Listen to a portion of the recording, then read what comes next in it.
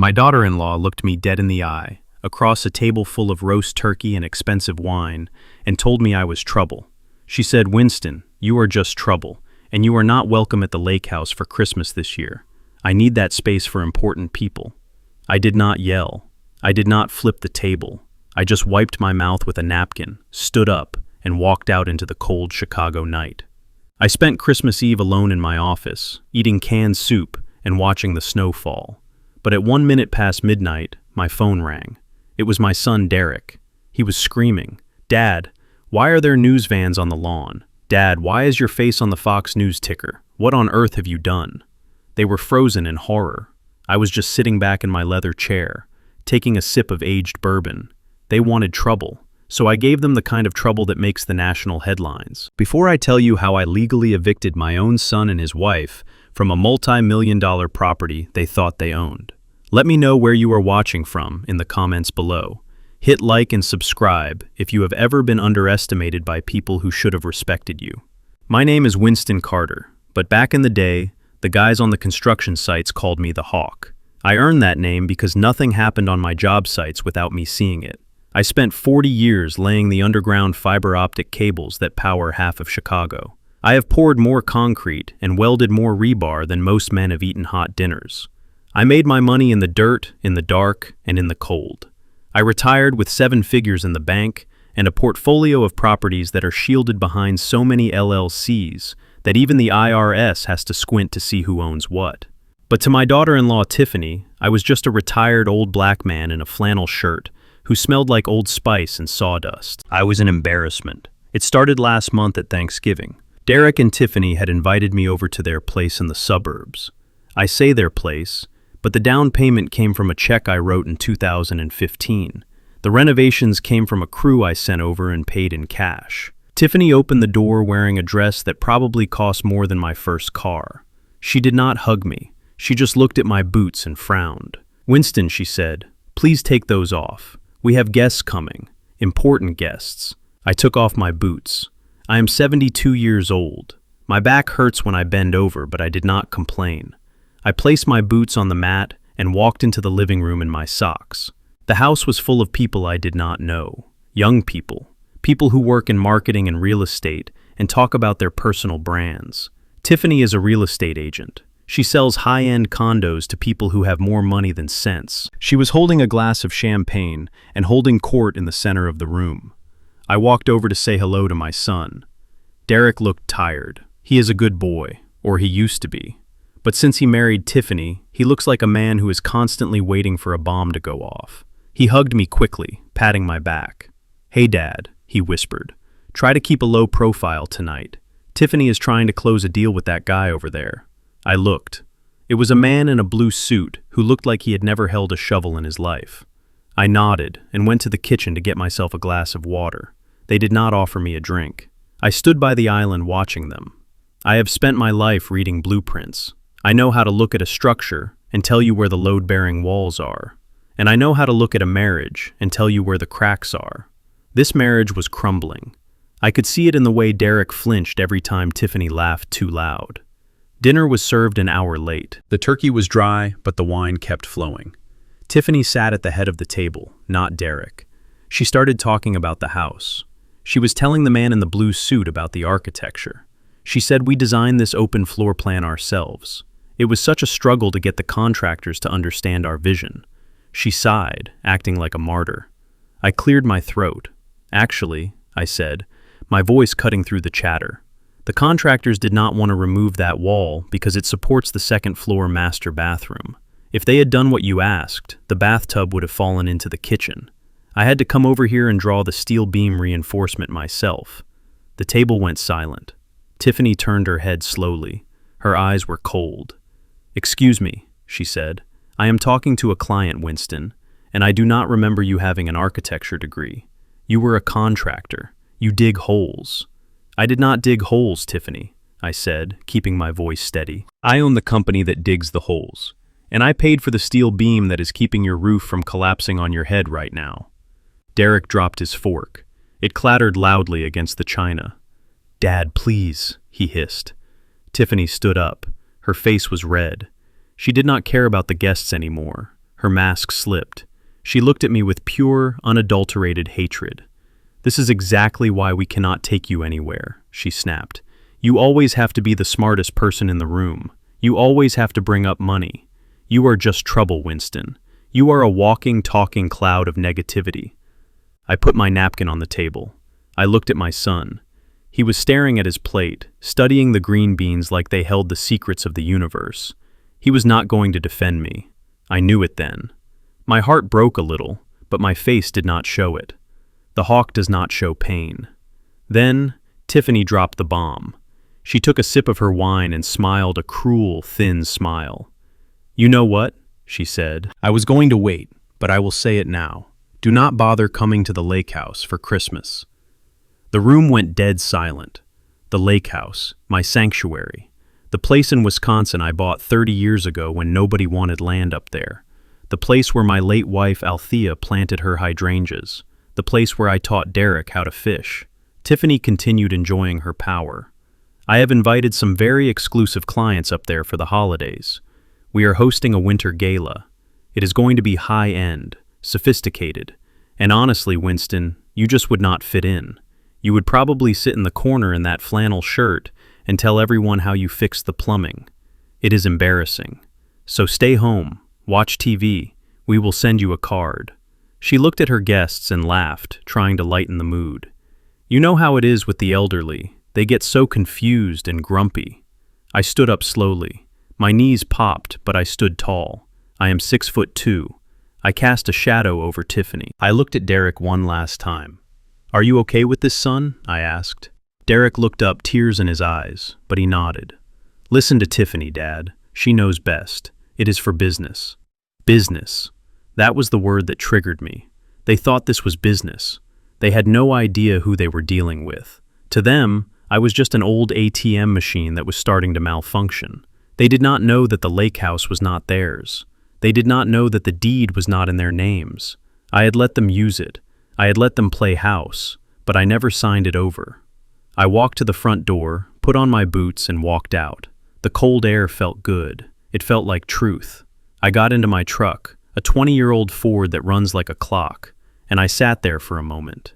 My hands were gripping the steering wheel so hard my knuckles turned white. I was not angry anymore. I was focused. It was the same feeling I used to get right before we detonated a charge to clear bedrock. Controlled. Dangerous. I pulled my phone out of my pocket. It was an old flip phone. I hate smartphones.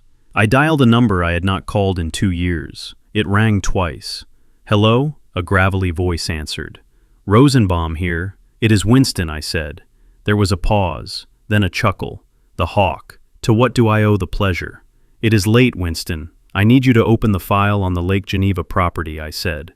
"The one under the Althea Legacy, LLC. "Is everything okay?" Rosenbaum asked. His tone shifted from friendly to professional instantly. "No," I said. "Everything is not okay. They called me trouble, Saul. They told me I am not welcome in my own house." I heard the sound of a chair squeaking as Rosenbaum sat up. "What do you want to do? Do you want to send a warning letter?" I looked back at the house. Through the window I could see Tiffany laughing. She was toasting with her champagne glass. She looked like she had just won the lottery. She had no idea she was standing on a trap door. "No warning letter," I said. "I want to go nuclear. Prepare the eviction notices. And Saul, check the title. I have a feeling she is trying to do something stupid." "I will check it right now," Rosenbaum said. "Give me 5 minutes." I drove home in silence. My house is in a quiet neighborhood. It is small, brick, solid. I built it myself. I walked into my home office and turned on my computer. I do not use social media, but I know how to use the internet. I went to Zillow. I typed in the address of the lake house. My heart stopped.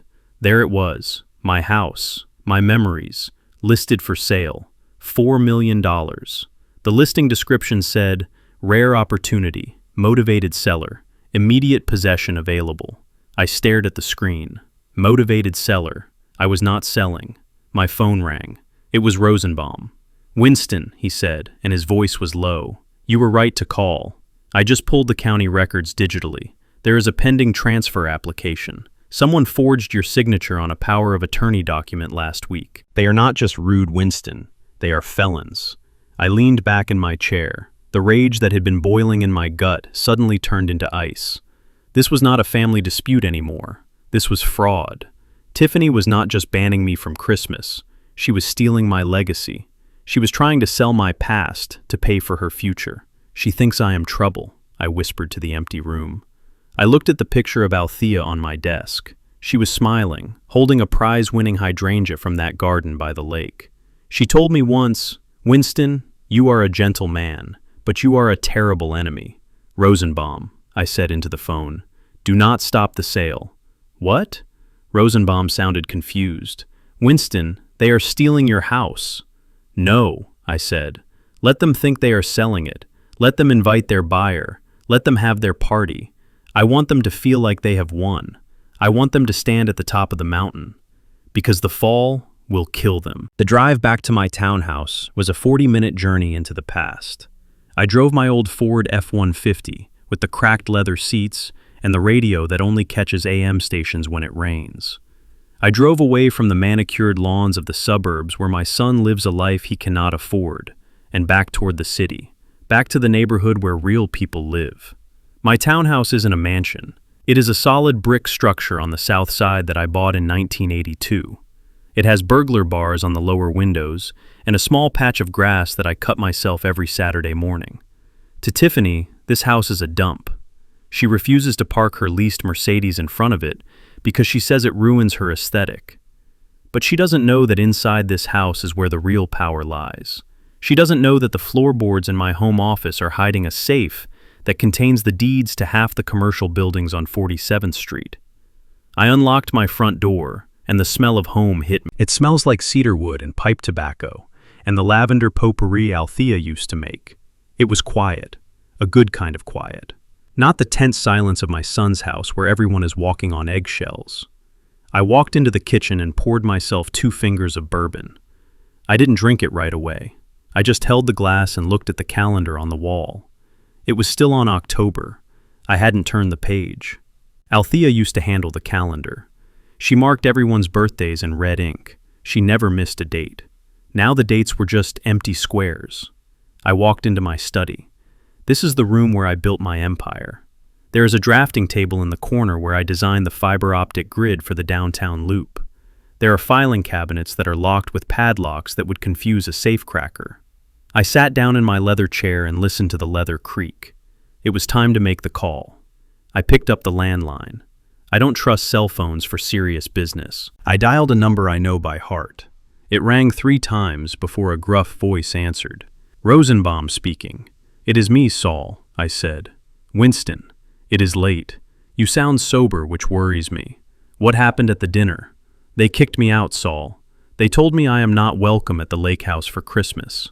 Tiffany said I am trouble." There was a long silence on the other end of the line. Saul Rosenbaum has been my lawyer for 30 years. He is a short, angry man who smokes cheap cigars and knows more about property law than any judge in Illinois. We made a lot of money together in the 90s, buying distressed properties and flipping them before gentrification was even a word. "She kicked you out of your own house," Saul asked, his voice rising. "Does she know?" "She knows nothing," I said, taking a sip of the bourbon. "She thinks the lake house is just the family vacation home. She thinks it belongs to Derrick and her because I let them use it every summer. She thinks because I stopped going up there after Althea died that I abandoned it." "She is a fool," Winston Saul said.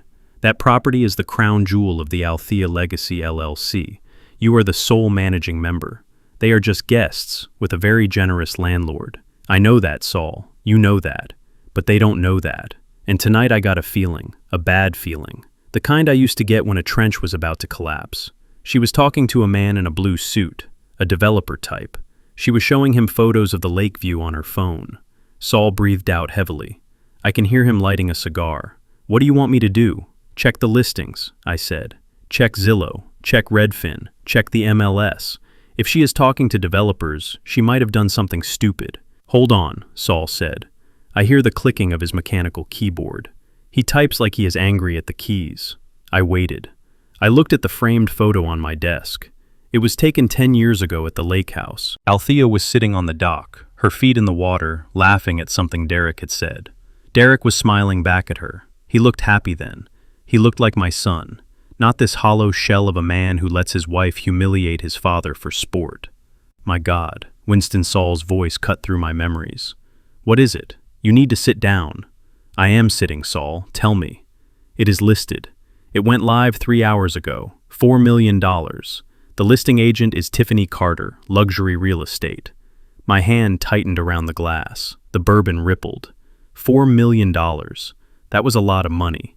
Enough to pay off her debts. Enough to buy a new life. Enough to erase me. Read me the description, Saul, I said, my voice dropping an octave. Rare opportunity to own a historic lakefront estate, Saul read. Motivated seller. Owner is elderly and relocating to assisted living. Immediate possession available upon closing. Cash offers preferred.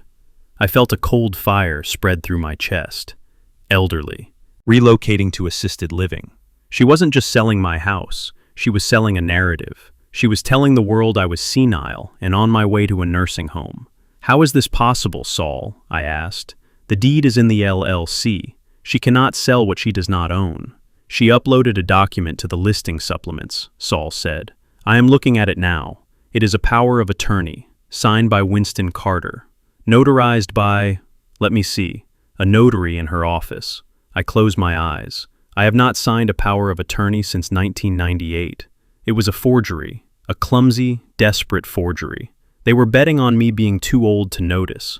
They were betting on me dying before I figured it out. Or maybe they planned to use the money to actually put me in a home and keep me quiet with heavy medication. It happens. I have seen it happen to guys I used to work with. Their kids get greedy and suddenly the old man is declared incompetent. This is a felony, Winston, Saul said. This is fraud. This is grand larceny. I can have the sheriff at her door in an hour. We can have her license revoked by morning. Say the word. I wanted to say the word. I wanted to hear the sirens. I wanted to see the handcuffs click around her wrists while her high society friends watched. But then I looked at Althea's picture again. If I stopped it now, they would play the victim. Tiffany would cry. She would say it was a misunderstanding. She would say she was just trying to help me manage my assets because I was getting confused. Derrick would back her up because he is scared of her. And I would just be the angry old man who ruined their business deal. No, I said. No, Saul shouted. Winston, are you crazy? She is selling your house. Let her sell it, I said. Let her think she sold it. Winston, explain yourself. If we stop her now, it is just a family dispute, I said, standing up and walking to the window. I looked out at the streetlights flickering on the wet pavement. But if she takes a deposit, if she signs a contract, if she accepts money from a buyer, then it is a completed crime. Then there is no way out. You want to trap her? Saul asked quietly. I want to destroy her entitlement, Saul. I want to burn the bridge so thoroughly that she can never cross back over it. She wants a Christmas party at the lake house. She wants to show off for her rich friends.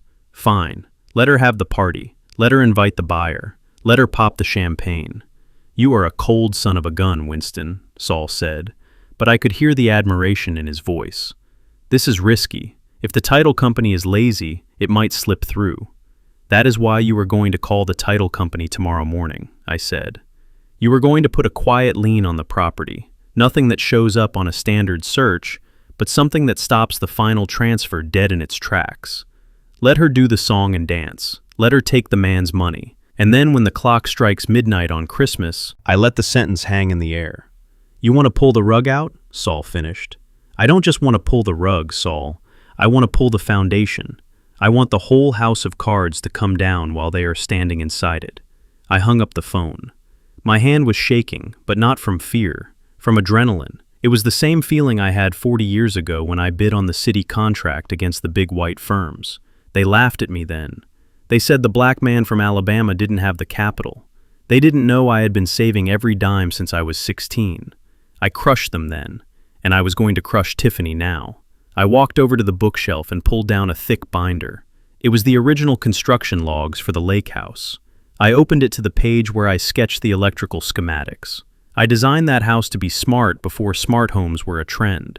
I wired every room. I installed hidden speakers in the walls. I put automated locks on the doors that could be controlled from a central server.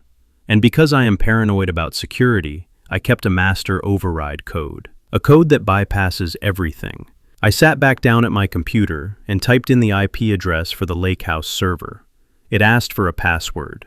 I typed in ALTHEA1975. Access granted. The screen filled with camera feeds. I could see the living room. I could see the kitchen. I could see Tiffany and Derrick. They were back at the lake house already. They must have driven up there straight after dinner. They were popping another bottle of wine. Tiffany was dancing around the living room, holding her phone up filming a selfie video. I turned up the volume on my computer speakers. "Guys," she was saying to her phone screen, "you are not going to believe this. We just listed the family estate. It is going to go so fast. Serious inquiries only. DM me for details. Hashtag lake life. Hashtag boss babe. Hashtag legacy."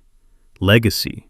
She used that word. That was my word. I watched Derrick. He was sitting on the sofa, my sofa, with his head in his hands. He looked sick. He knew this was wrong. He knew I wasn't senile, but he was too weak to stop it. He was letting her sell his mother's memory for a commission check. I leaned into the microphone on my computer, even though I hadn't activated the speakers in the house yet. "Enjoy it while it lasts, son," I whispered. I spent the next hour going through the digital files. I found the emails she had sent to the notary. I found the draft of the sales contract. She was selling it fully furnished. She was selling Althea's piano. She was selling my antique fishing rods. She was selling the quilts my grandmother made. She was selling everything as if it were just inventory. I felt a tear roll down my cheek. I wiped it away angrily. There is no room for tears in war. And this was war. They wanted to treat me like a liability, like a broken tool to be discarded. They were about to find out that I am not the tool. I am the demolition expert. I opened my email and sent a message to Saul.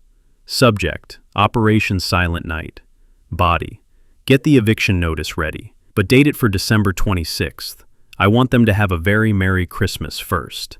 I turned off the monitor, but I left the computer running. The blue light of the tower blinked in the darkness like a heartbeat. I went upstairs to my bedroom. It was simple: a bed, a dresser, a Bible on the nightstand. I knelt down to pray like I do every night. "Lord," I whispered, "I know you say vengeance is yours, but I am going to need to borrow it for just one night. I promise I will return it when I am done." I climbed into bed, but I didn't sleep. I lay there listening to the wind rattle the window pane. I thought about the lake house. I thought about the winter of '96, when we got snowed in for 3 days. We ran out of firewood, so we burned old newspapers. We laughed and drank hot cocoa, and played cards by candlelight. Derrick was 10 years old. He told me then, "Dad, I want to be just like you when I grow up, a builder." Somewhere along the way, he forgot how to build and learned how to steal. And that is my failure as much as it is his. But a father's job isn't just to provide. Sometimes a father's job is to correct, even if the correction breaks his heart. They called me Trouble. Well, trouble is coming to town. You do not work in the Chicago underground for 40 years without learning a few things about surveillance. When you are laying high-speed fiber optic cables beneath the city streets, you are essentially building the nervous system of the world. I know where the lines run. I know how the signals travel. And I know that information is the most valuable commodity on Earth. My son and his wife thought I was just an old man who spent his days watching the Weather Channel and complaining about his joints. They forgot that before I was a retiree, I was a contractor who managed multi-million-dollar infrastructure projects. They forgot that I used to have to record every site meeting and every negotiation to protect myself from corrupt city officials and shady developers. I still have my equipment. In the bottom drawer of my filing cabinet, underneath a stack of tax returns from 1999, I keep a small black Pelican case. Inside is a long-range acoustic device and a magnetic GPS tracker with audio relay. It is old technology by today's standards. It does not use the cloud. It does not need Wi-Fi. It uses a radio frequency that most modern scanners do not even check anymore. It is reliable, just like me. The morning after I found the listing on Zillow, I drove over to Derrick's house. I knew they would be at work. Tiffany likes to post her schedule on Instagram, so the whole world knows how busy she is. She was showing a penthouse in the Gold Coast at 10. Derrick was at his office downtown. The house would be empty. But I did not need to go inside the house. I needed to get to the car. I have a spare key to Derrick's SUV. I paid for the car after all. It was a graduation gift when he finished his MBA. I parked my truck down the block and walked up the driveway. I moved quickly. My knees were aching, but adrenaline is a powerful painkiller. I unlocked the SUV and slid into the driver's seat. It smelled like Tiffany's perfume, a sickly sweet floral scent that tried too hard to be expensive. I reached under the dashboard on the passenger side. I found the OBD port and zip-tied the small black box behind the wiring harness. It was invisible unless you were a mechanic looking for it. I flipped the switch to activate the voice trigger. It would start recording the moment anyone spoke inside the vehicle and beam the audio directly to the receiver in my truck. I locked the car and walked away. The whole thing took less than 3 minutes. The hawk strikes fast. I spent the rest of the afternoon sitting in my truck parked in the lot of a Walmart 2 miles away. I had my receiver plugged into the auxiliary jack of my stereo. I waited. Surveillance is 90% boredom and 10% heartbreak. I ate a sandwich I had packed. I watched people come and go. I wondered where I had gone wrong with Derrick. Was I too hard on him? Was I too soft? Did I give him too much too soon? At 5:30, the receiver crackled to life. I heard the heavy thud of a car door closing. Then another. I heard the engine start. So did the buyer sign the offer? Tiffany's voice came through clear as a bell. She sounded stressed. "He is thinking about it," Derrick said. His voice was low. "He is worried about the title. He asked why Dad is not at the closing if he is the seller." I gripped the steering wheel. Here it was. The truth. "You need to handle him, Derrick," Tiffany snapped. "You need to tell him that your father is mentally unfit to travel. Tell him we have the power of attorney because of his dementia." "God, Derrick, do I have to do everything?" "I don't like lying, Tiff," Derrick said. "He sounds sharp. He called me last week and asked about the football game. He remembers the score. He is not senile. He is 72 years old," Tiffany yelled. The audio spiked, and I had to turn the volume down. "He is confusing things. He thinks he owns the world, but he is just a retired laborer living in a dump. Listen to me. We have $70,000 in credit card debt. The lease on my car is up next month. If we do not sell that lake house, we are underwater. Do you understand? We are drowning." I felt a cold shiver run down my spine. $70,000 in credit card debt. I had no idea. They drove new cars. They wore designer clothes. They went on vacations to Tulum and Paris. It was all a lie. It was all financed on plastic. "So what is the plan?" Derrick asked. "Let's say we sell it. We get the $4 million. Then what? Dad is going to notice eventually. He might drive up there in the spring." Tiffany laughed. It was a dry, humorless sound. "By spring, Winston will be where he belongs." "Where is that?" Derrick asked. "I found a place," Tiffany said. "It is a state facility over in Gary, Indiana. It is fully subsidized, so it won't cost us a dime of the sale money. It is secure. They specialize in difficult geriatric cases. Once we have the money, we declare him incompetent. We put him in there. He won't have a phone. He won't have a car. He will just be another old man staring at the wall, and we will be free." I stopped breathing. The air in my truck felt thin. A state facility in Gary. I knew the kind of places she was talking about. Warehouses for the forgotten. Places where the smell of urine never leaves the hallways, and the staff are overworked and underpaid. She wasn't just planning to steal my money. She was planning to steal my freedom. She was planning to bury me alive. Derrick was silent for a long time. I prayed. "Lord, let him speak up. Let him say no. Let him say you cannot do that to my father. He is the man who taught me to ride a bike. He is the man who sat by my bed when I had pneumonia." But Derrick just sighed. "Make sure it is clean," he said. "I don't want any legal trouble."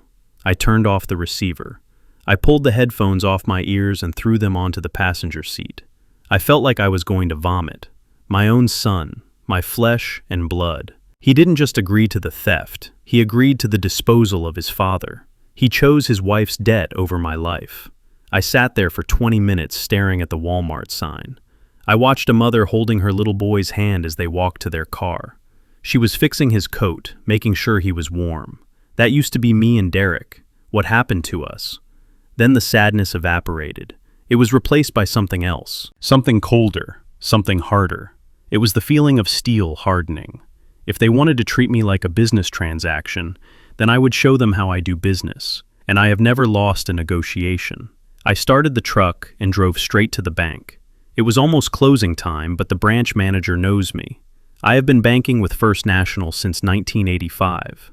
Mr. Carter, the manager said when I walked in, "You look serious today. I need access to my safety deposit box, the large one, and I need to see the manager of the wire transfer department." "Right this way, sir." I walked into the vault. The air was cool and smelled of dust and money. I inserted my key into box number 402. The manager turned his key and slid the long metal box out. He left me alone in the private viewing room. I opened the lid. Inside was my life's work, not the money. The money is in accounts. This was the leverage. There were the original deeds to the lake house, the real ones, not the forgeries Tiffany had. There were the patent documents for the fiber optic coupling system I invented in '92, the patent that still pays me royalties every quarter. And there were the incorporation papers for Althea Legacy LLC. I took everything out. I put the papers into my leather satchel. Then I reached into the back of the box. There was a velvet pouch. Inside was a diamond ring. It was Althea's engagement ring. I had been saving it. I had foolishly thought that one day, if Tiffany straightened up, or if Derrick found a better woman, I would pass it down. I looked at the diamond sparkling under the fluorescent lights. It was pure, flawless, just like Althea's love had been. "I am not leaving this for them," I whispered. I put the ring in my pocket. I closed the empty box and shoved it back into the slot. It made a hollow metal sound. I walked out to the lobby. "I want to restructure my accounts," I told the manager. "Certainly, Mr. Carter. What are we looking to do?" "I want to move the liquidity," I said. "Move the cash from the joint access accounts I have with my son. All of it."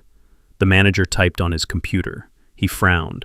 "That is a significant amount, sir. The savings, the investment dividends, that is nearly $800,000. If you move it, the standing orders for your son's mortgage assistance will bounce." "Let them bounce," I said. "Mr. Carter, are you sure?"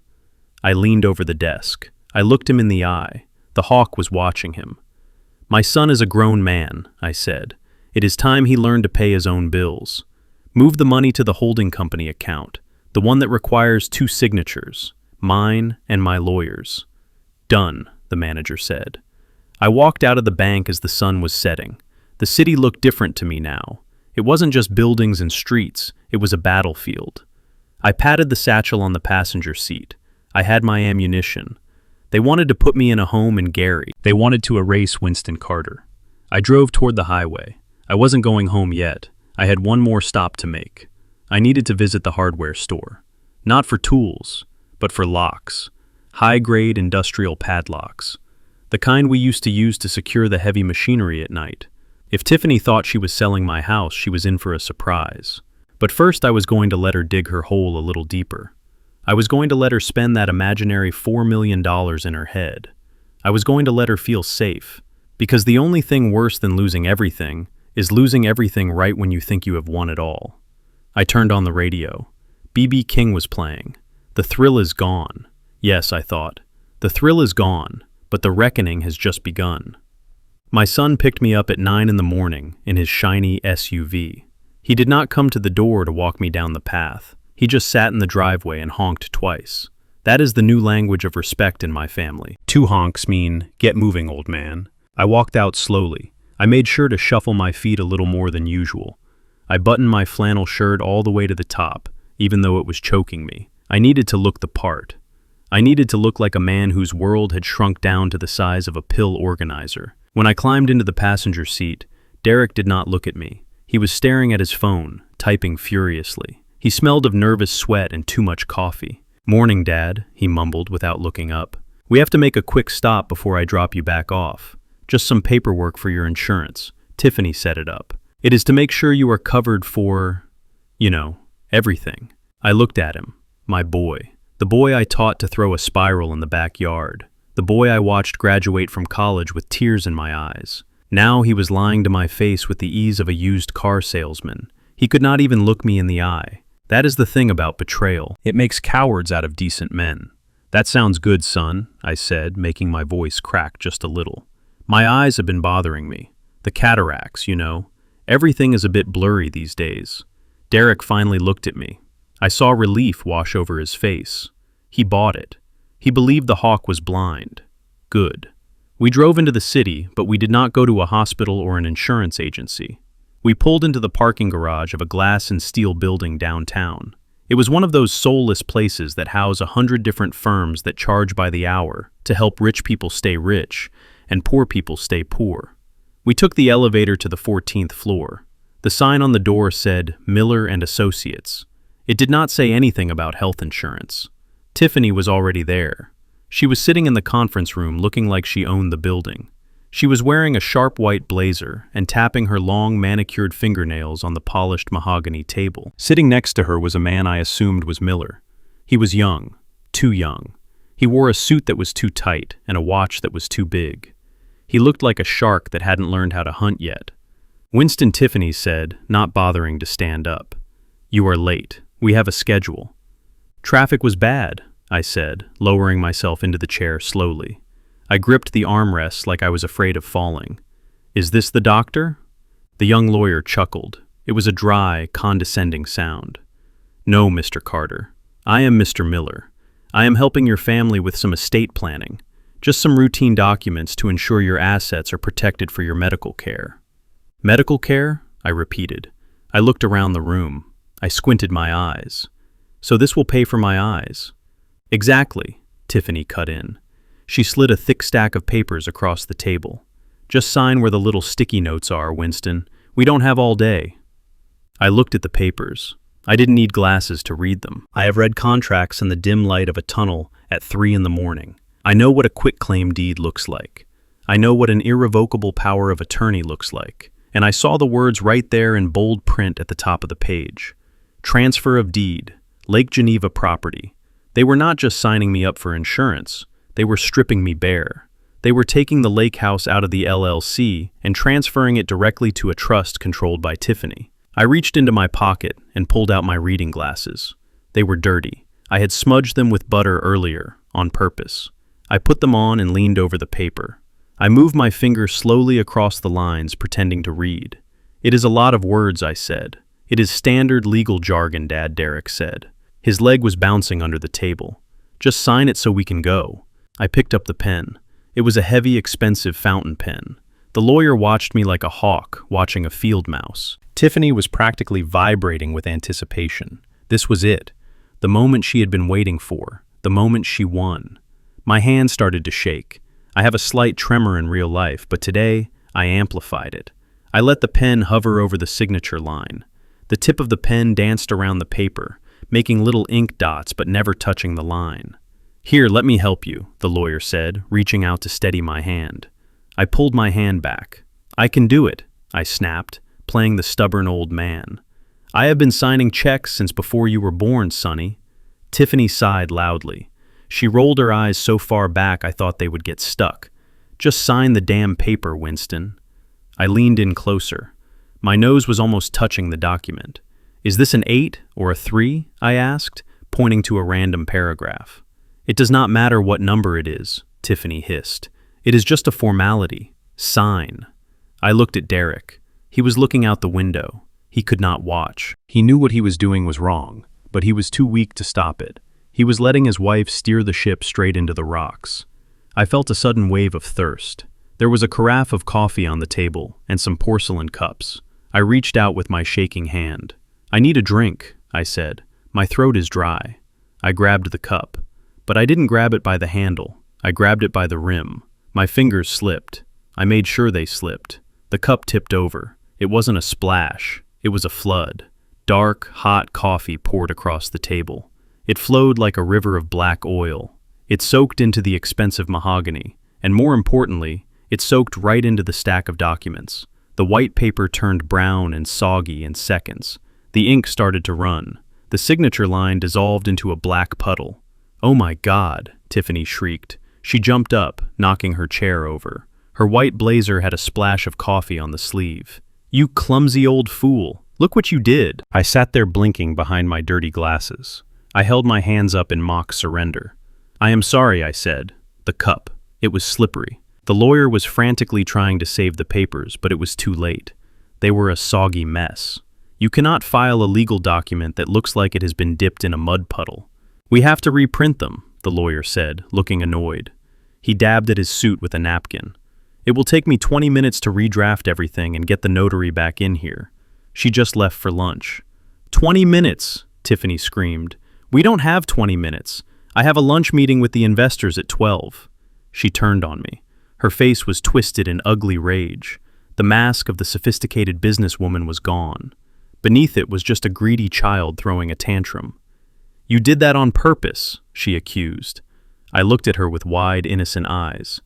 I am an old man, Tiffany. My hands shake. You know that. That is why you want to put me in a home, right? Because I am a danger to myself.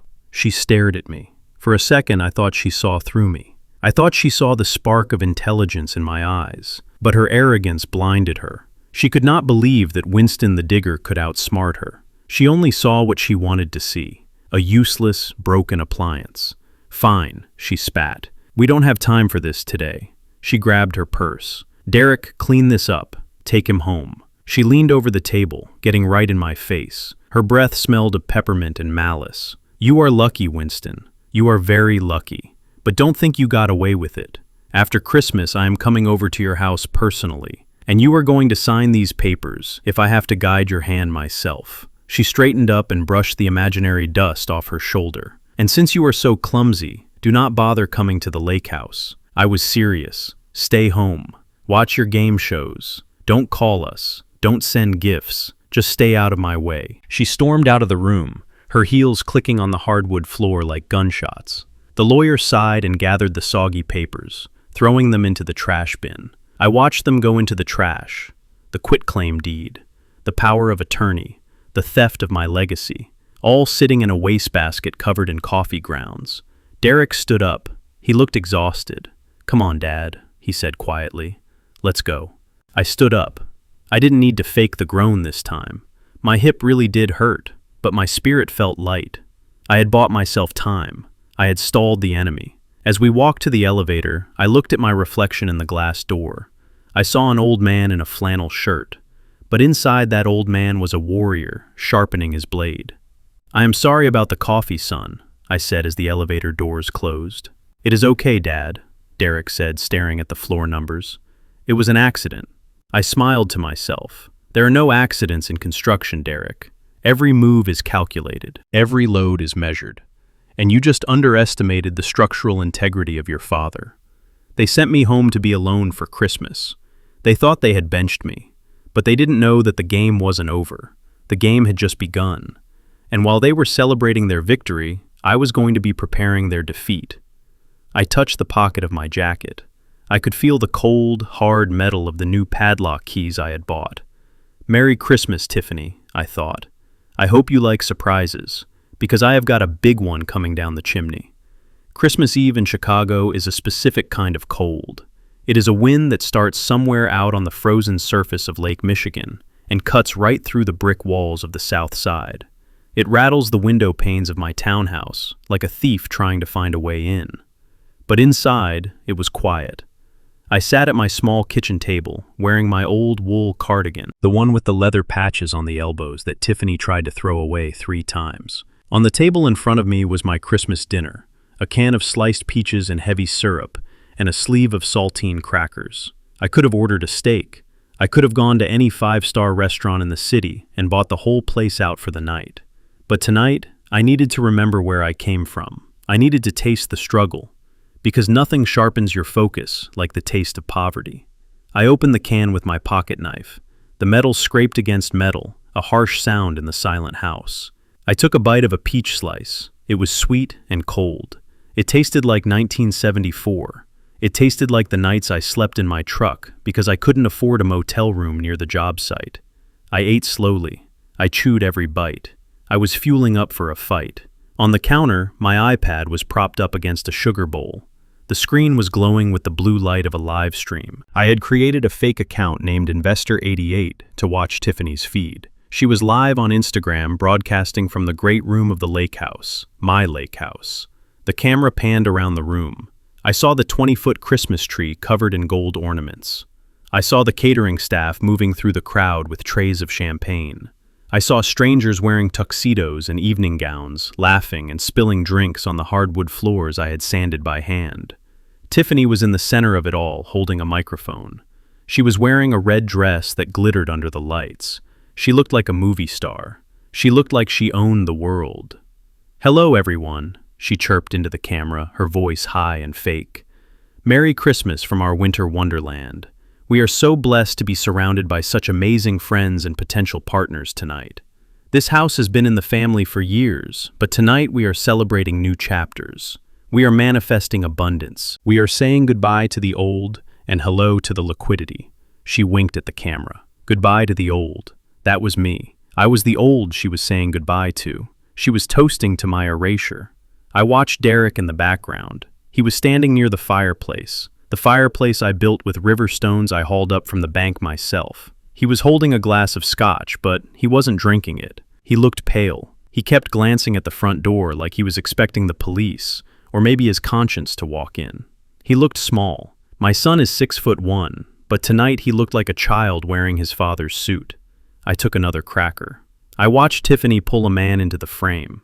It was the man in the blue suit from Thanksgiving, Mr. X, the buyer. "And here is the man of the hour," she squealed, "the visionary who is going to take this property to the next level. We are just dotting the I's and crossing the T's tonight, folks. By tomorrow, this historic estate will have a new custodian." The man smiled a shark-like smile. He waved at the camera. He had no idea he was waving at the man who was about to ruin his night. He thought he was buying a mansion. He didn't know he was buying a lawsuit. I felt a tightness in my chest. It wasn't the heart condition Tiffany told everyone I had. It was rage. Pure, cold rage. I looked at that fireplace on the screen again, and suddenly I wasn't in my kitchen anymore. I was back there, 30 years ago. I closed my eyes and I could smell the wet mortar. I could feel the weight of the stones. Althea was there. She was sitting on a bucket wrapped in a blanket watching me work. It was late. We were tired. Our hands were raw. "Winston," she had said, her voice soft but strong as steel. "Why are you building this chimney so wide? It is too big for just us." "I am building it for the grandchildren, Althea," I had told her. "I am building it so strong that 100 years from now, when we are gone, the fire will still be burning. I am building a legacy, baby." Althea had stood up and walked over to me. She wiped a smudge of dirt off my cheek. She looked me in the eye. That look, the one that could strip a lie naked at 50 paces. "Build it strong, Winston," she said. "But listen to me. A legacy is only as good as the people who inherit it. If our boy grows up to be a man who respects the sweat, then give him the world. But if he grows up soft, if he grows up thinking this stone and this timber is his right, just because he carries your last name, then you burn it down." I stopped working. I looked at her. "Burn it down?" I asked. She nodded. "You burn it down, Winston. Do not leave money to hands that have never held a shovel. Do not leave a castle to a jester. It will destroy him. If he cannot respect the work, he does not deserve the reward. Promise me." I promised her. I kissed her forehead, and I promised her. I opened my eyes. The iPad screen was still flickering. Tiffany was laughing. Derrick was hiding. The fire in the hearth was burning, but it wasn't warming the room.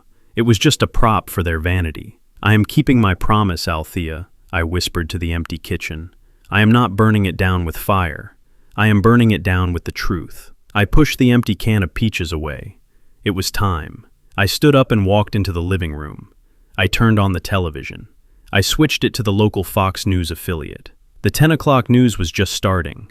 The anchor was a woman with serious hair and a serious face. "Breaking news tonight," she said.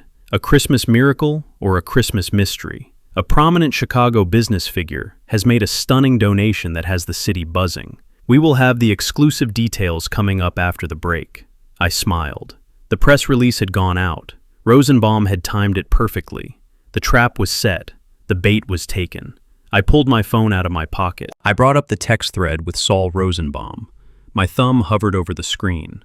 I looked at the live stream one last time. Tiffany was raising a toast. "To the future," she yelled. "To the future," I repeated. I typed one word into the message box. "Execute." I hit send. The little bubble turned blue. Delivered. Somewhere in a server room in downtown Chicago, a digital command was sent. Somewhere in the county clerk's office, an automated filing system recorded a timestamp. And somewhere in the electrical grid of the lake house, a circuit breaker was receiving a command to trip. I sat back in my recliner.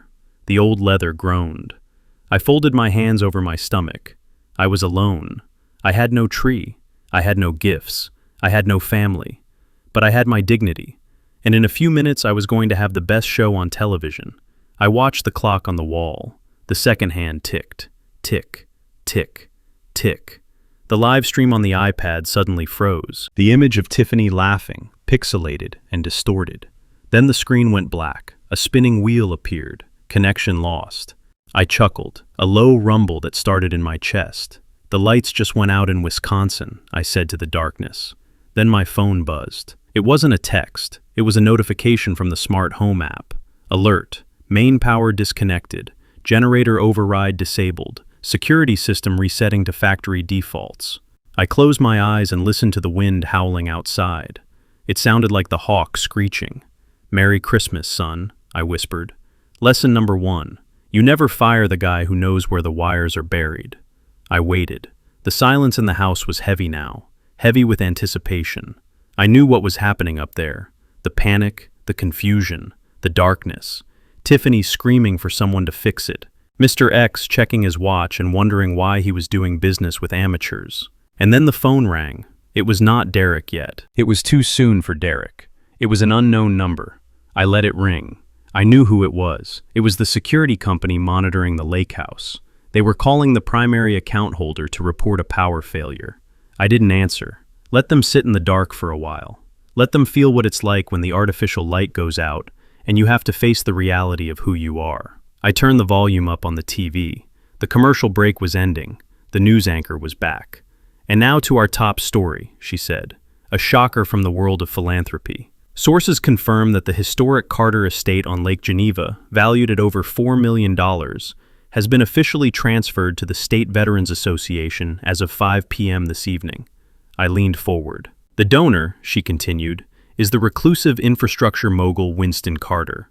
This donation comes as a surprise to many, including, it seems, his own family, who are rumored to be hosting a gala at the property this very evening. The screen flashed a picture. It was an old photo of me wearing a hard hat, pointing at a blueprint, the hawk in his prime. I took a deep breath. The first domino had fallen. The sound it made was beautiful. I picked up the can of peaches and drank the last of the syrup. It was sweet, so very sweet. I sat in the dark of my home office, illuminated only by the glow of 3 computer monitors. On the screens, I watched the party of the year unfold in the house that I built with my own 2 hands. It was like watching a movie where you know the ending, but the characters are still dancing toward the cliff. Tiffany had really outdone herself. The great room, which Althea and I had designed for family gatherings and quiet nights by the fire, was now filled with strangers. There were servers in black vests walking around with trays of hors d'oeuvres that cost more than my weekly grocery bill. There was a string quartet playing in the corner near the bay window, trying to be heard over the loud chatter of people who loved the sound of their own voices. I zoomed in on camera 4. It was positioned right above the mantel. It gave me a perfect view of Tiffany holding court. She was standing next to Mr. X, the man in the blue suit. His name I had learned from the hacked emails was Julian Sterling. He was a shark, a property developer from New York who bought historic homes, gutted them, and turned them into soulless luxury rentals. He was looking at my exposed beam ceiling, not with appreciation for the craftsmanship, but with the calculation of a butcher looking at a side of beef. I turned up the audio gain. The microphone I had hidden in the molding picked up their conversation as clearly as if I were standing right next to them. "It really is a magnificent structure," Julian was saying. He swirled his scotch in the crystal glass. My crystal glass. "The bones are incredible. You don't see timber framing like this anymore." Tiffany beamed. She touched his arm lightly, a gesture of false intimacy she used when she wanted something. "We have put so much love into this place," she lied. Her voice was smooth, like silk hiding a dagger. "But you know how it is, Julian. Lives change. We are looking to expand our horizons, spend more time in Europe.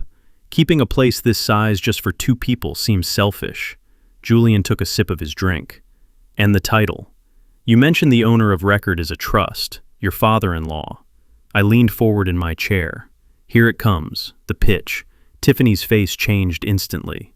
She put on a mask of deep sorrow. She lowered her voice to a tragic whisper. Oh, poor Winston. It has been so hard on us, Julian. He is not with us anymore. Not really. Julian raised an eyebrow. I thought you said he was relocating.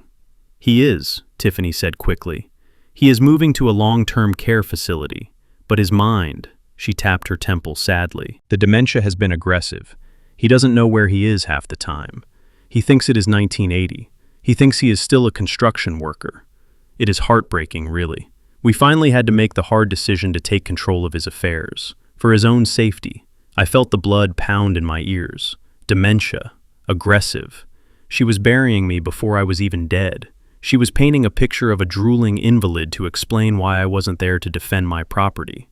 I looked at my hands. They were steady. I looked at the code scrolling on my left monitor. My mind was sharper than hers would ever be. Does he have any say in the sale? Julian asked. He seemed cautious. Sharks know when there is blood in the water, but they also know when there is a trap. None, Tiffany said, waving her hand dismissively. The power of attorney is ironclad. He signed everything over last week. Honestly, he was relieved. He just wants to rest. He doesn't want the burden of this place anymore. He actually told me, Tiffany paused for dramatic effect. He told me he wants us to sell it so we can live our lives to the fullest. That is his dying wish. A dying wish. I let out a dry laugh that sounded loud in the empty room. My wish was to see you in handcuffs, Tiffany. I looked at Derrick. He was standing a few feet away, listening. He looked at his shoes. He heard his wife tell a stranger that his father was a vegetable, and he said nothing. He didn't correct her. He didn't defend me. He just swallowed his scotch and his pride. Okay, I whispered. You want to play with the house. Let's see if the house wants to play with you. I moved my mouse to the control panel on the left screen. This was the interface for the proprietary smart home system I had coded myself. I called it the Hawk's Nest. It controlled everything from the HVAC to the lighting zones to the audio distribution. Let's start with the atmosphere, I said. I clicked on the climate control tab. The current temperature in the great room was a comfortable 72 degrees. I dragged the slider down, way down, 60 degrees, then 55, then 50. I watched the screen. It would take a few minutes for the industrial chillers to kick in, but when they did, they would feel it. Next, I went to the lighting tab. The chandeliers were set to a warm, inviting amber glow. I selected the preset I used to use for testing the bulbs. I called it the strobe, but I slowed it down. I didn't want a disco. I wanted a haunting. I set the lights to dim by 30% every 10 seconds, then flare back up to full brightness for a millisecond. Just a flicker. Just enough to make you think you were seeing things. On the screen, I saw the first reaction. A woman in a silver dress rubbed her arms. She looked up at the vent. The air conditioning had kicked on, and it was blowing Arctic air directly into the party. Julian frowned. Is it getting cold in here? He asked. Tiffany laughed nervously. Oh, it is just a draft. Old houses, you know. They have their quirks. Derrick, honey, go check the thermostat. Derrick walked over to the wall unit. I watched him press the buttons. Up, up, up. Nothing happened. I had locked out the local controls. It says it is set to 72, Derrick called out, but it feels like 40. That is odd, Tiffany said. Her smile was starting to crack at the edges. Just put another log on the fire. I waited until she turned back to Julian. She was trying to recover the momentum. So about the closing date, she said. We were hoping to expedite it. If we can get the wire transfer initiated tonight, we can hand over the keys immediately. I moved my mouse to the audio tab. The string quartet was taking a break. Soft jazz was playing through the hidden speakers. I opened my library of sound files. I have a folder of audio I used to use to scare off intruders when the house was vacant. Sounds of heavy footsteps, sounds of doors slamming, and a recording of my own voice. I selected the track labeled System Failure. I didn't play it loudly. I played it just under the threshold of the music. A low hum, a vibration that you feel in your teeth more than you hear with your ears. Julian stopped drinking. Do you hear that? He asked. Hear what? Tiffany asked. She was shivering now. The cold was setting in. "That sound," Julian said. "It sounds like electrical arcing." I smiled. That was exactly what it sounded like. I ramped up the lighting effect. The chandelier flickered. Once. Twice. Then it went dark for a full 3 seconds before blazing back to life. The guests gasped. The string quartet stopped tuning their instruments. Tiffany laughed, but it sounded high and frightened. "Just a power surge," she said. "The grid out here is unreliable in the winter. It adds to the charm, don't you think?" Rustic living. Julian was not looking charmed. He was looking at the ceiling. "I don't like electrical issues," he said. "Rewiring a place like this costs a fortune." I was told the systems were updated. They were, Tiffany insisted. My father-in-law was obsessed with. She was cut off by a loud pop from the speakers. Then silence. The music died. Then my voice came through. It wasn't a live feed. It was a pre-recorded system alert I had programmed years ago. "Warning, unauthorized access detected. System integrity compromised." The voice boomed through the room. It sounded like the voice of God, or at least the voice of a very angry landlord. "What was that?" Julian asked, stepping back. "Who is unauthorized?" Tiffany looked frantic. "It is nothing. It is just the alarm system glitching. Derrick, fix it. Do something." Derrick was frantically tapping on his phone. "I locked him out," I said to my monitor. "You cannot fix what you do not understand, son." I decided it was time for the pièce de résistance. I went to the lighting control for the exterior floodlights, the ones pointing at the lake, the ones pointing at the driveway, and the ones inside the house. I set them to a randomizer pattern. On the screen, the house went crazy. Lights flashed on and off in a chaotic rhythm. It looked like the house was having a seizure, or like it was trying to communicate in Morse code. Guests started to murmur. Some were putting down their drinks. This wasn't a charming rustic quirk. This was a haunted house. Julian put his glass down on the table. He looked at Tiffany. "You said the owner is senile," he said slowly. "Yes," Tiffany stammered.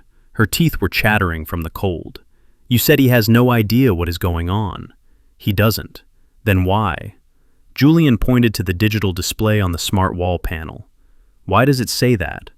I switched my view to camera 2, which pointed at the wall panel. I had overridden the text display. Instead of showing the temperature or the song title, it was scrolling a single message in bright red letters. "I am watching you." Tiffany turned pale. She looked like a ghost in her red dress. "Who is doing this?" she screamed. "Is this a joke? Derrick, is this one of your stupid jokes?" Derrick shook his head. His eyes were wide with fear. He knew. I could see it in his face. He recognized the pattern. He remembered when he was a kid, and I would flash the porch lights to call him in for dinner. He knew his father was in the machine. "It is not a joke, Tiff," Derrick whispered. "It is Dad." "Don't be stupid," Tiffany snapped. "Your dad is sitting in his recliner eating cat food for all I know. He doesn't even know how to use an iPhone. How could he do this?" Julian buttoned his jacket. He looked cold, and he looked angry. "I don't know what kind of game you are playing, Mrs. Carter," he said, "but I don't do business in a circus, and I certainly don't buy properties that seem to be possessed." "No, please wait," Tiffany grabbed his arm. "It is just a technical glitch. I will call the electrician. We can sign the papers in the study. It is warmer in there." I clicked on the study lock. Click. "The study is locked," Derrick said, trying the door handle. I leaned back in my chair. The chaos on the screen was beautiful. The guests were putting on their coats. The servers were looking confused. The perfect gala was unraveling, thread by thread. But I wasn't done yet. This was just the opening act. The lights and the cold were just to get their attention. Now it was time for the main event. I saw headlights on the driveway camera. A convoy of trucks, not guests. I checked the time. 10:30 p.m., right on schedule. Tiffany saw the lights through the window. Finally, she said, "That must be the caterers with the late-night dessert. Or the electrician." She ran to the front door and threw it open. But it wasn't dessert. 3 large men in coveralls walked in. They were shaking the snow off their boots. They didn't look like they were there to serve creme brulee. "Can I help you?" Tiffany asked, trying to regain her composure. "Use the service entrance, please." One of the men stepped forward. He held a clipboard. "We are here for the furniture," he said. Tiffany blinked. "Excuse me, work order 409, the man said. "Removal of all staging items. We were told the house needs to be empty by midnight." "Staging items," Tiffany screeched. "This is my furniture. This is my house. Get out." The man looked at his clipboard, then at Julian, who was watching with intense interest. "Lady, the paperwork says this property is being cleared for the new owner. We got a rush order, double time for Christmas Eve. Now are you going to move out of the way, or do we have to work around you?" "New owner?" Julian asked. "I thought I was the new owner." Tiffany looked around wildly. The lights flickered again. The room temperature dropped another degree. I sat in my dark office and took a sip of water. The trap had snapped shut. And the best part was, she still thought this was a mistake. She still thought she could talk her way out of it. She didn't realize that the ground beneath her feet had already disappeared. 10 o'clock at night is usually when parties like the one Tiffany was throwing hit their peak. The champagne has been flowing for hours, and the guests have forgotten about the cold drafts and the flickering lights because the alcohol has done its job. But at 10 o'clock exactly, I was watching my monitors, and I saw the headlights. They were not the sleek LED beams of another luxury car arriving to join the festivities. These were yellow halogen beams sitting high off the ground. They cut through the falling snow like searchlights. And then came the sound. Even through the double-paned glass of the lake house windows and the sophisticated microphone system I had installed, I could hear the rumble. It was the deep, throat-rattling growl of heavy diesel engines. I took a sip of water in my dark office and leaned closer to the screen. "Here comes the cavalry," I whispered. On the driveway camera, I saw them turn in. 3 massive moving trucks. They were not the clean, branded trucks of a high-end relocation service. These were unmarked white box trucks, the kind used for industrial cleanouts and foreclosure seizures. They looked aggressive. They looked like they meant business. They rolled past the valet stand, forcing the young kid parking cars to jump into a snowbank to avoid being crushed. They didn't stop at the guest parking. They rolled right up to the front portico, blocking the entrance completely. The lead truck hissed as its air brakes engaged. A cloud of steam rose up, obscuring the festive wreath Tiffany had hung on the door. Inside the house, the party stopped. The string quartet trailed off into a discordant squeak. The guests who were holding crystal flutes of champagne turned toward the windows. The vibration of the idling trucks was shaking the floorboards. It was shaking the expensive vases on the mantelpiece. It was shaking the very foundation of the lie Tiffany had built. I switched the camera view to the front door. Tiffany was marching out. She had thrown a fur stole over her red dress, but she was still shivering. Whether it was from the 50-degree temperature inside the house or the sheer rage boiling in her blood, I couldn't tell. She threw the front doors open and stormed down the steps into the snow. She didn't care that she was wearing stilettos. She didn't care that her guests were watching. She looked like a queen whose castle was being besieged by peasants. "Excuse me," she screamed over the roar of the engines. "You cannot park here. This is a private event. Move these trucks immediately." The driver's side door of the lead truck opened. A man stepped down. He was a giant of a man, wearing insulated coveralls and a neon yellow safety vest. He had a beard that looked like steel wool, and he was holding a clipboard. He didn't look at Tiffany's dress. He didn't look at her furious face. He looked at the house number and then checked his paperwork. "Is this the Carter residence?" he asked. His voice was a deep baritone that carried over the wind. "Yes, this is the Carter residence," Tiffany snapped. "And I am Mrs. Carter, and I did not order any trucks. You are ruining my gala. Get out. Now." The man didn't move. He just flipped a page on his clipboard. He looked bored. He looked like a man who had heard every excuse in the book and didn't care about any of them. "I have a work order here, ma'am," he said, tapping the paper with a thick finger. "Priority extraction. Immediate removal of all non-structural assets, interior and exterior. We are on a tight schedule." "Removal!" Tiffany screeched. Her voice cracked. "What are you talking about? We are selling this house fully furnished. Nothing is being removed. Who sent you?" The man shrugged. "The paperwork just says, owner's representative. Says the property needs to be broom clean by midnight. Something about a change in usage. New owner wants a blank slate." Tiffany froze. She turned around and looked at the house. Julian Sterling, the man in the blue suit, had come out onto the porch. He was holding his drink and looking at the trucks with a frown. "Julian," Tiffany yelled, waving her arms. "Did you do this? Is this your crew? I told you we could negotiate the furniture. You didn't have to send movers in the middle of the party." Julian shook his head. He walked down the steps, carefully avoiding the ice patches. "I didn't order this, Tiffany," he said. "I haven't even bought the house yet. Why would I pay to empty a house I don't own?" Tiffany looked back at the foreman. "There is a mistake," she said. "A huge mistake. I am the owner." "Well, my husband and I represent the owner, and we did not authorize this. I am calling the police." The foreman sighed. He reached into his pocket and pulled out a folded piece of paper. He handed it to her. "Look, lady, I don't know about your husband, but this order comes from the holding company, Althea Legacy, LLC. It is signed and notarized, and it includes a writ of possession. That means if you stop us, we call the sheriff. And trust me, you don't want the sheriff out here on Christmas Eve. Now, are you going to move your guests, or do we start moving them for you?"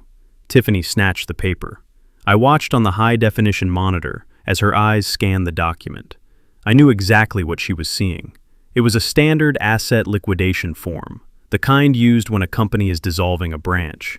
It authorized the removal of everything: the sofas, the paintings, the rugs, the tables, everything that wasn't nailed down. But that wasn't what made her hands shake. It was the signature at the bottom. It wasn't her forgery. It was the real deal. It was the signature of Winston Carter. She looked up at the camera. Not the security camera, but the camera in her mind. She looked around wildly, as if she expected me to jump out of the bushes. "Derrick!" she screamed. "Derrick, get out here!" Derrick came stumbling out of the house. He looked terrified. "What is it, Tiff?" "Your father," Tiffany hissed.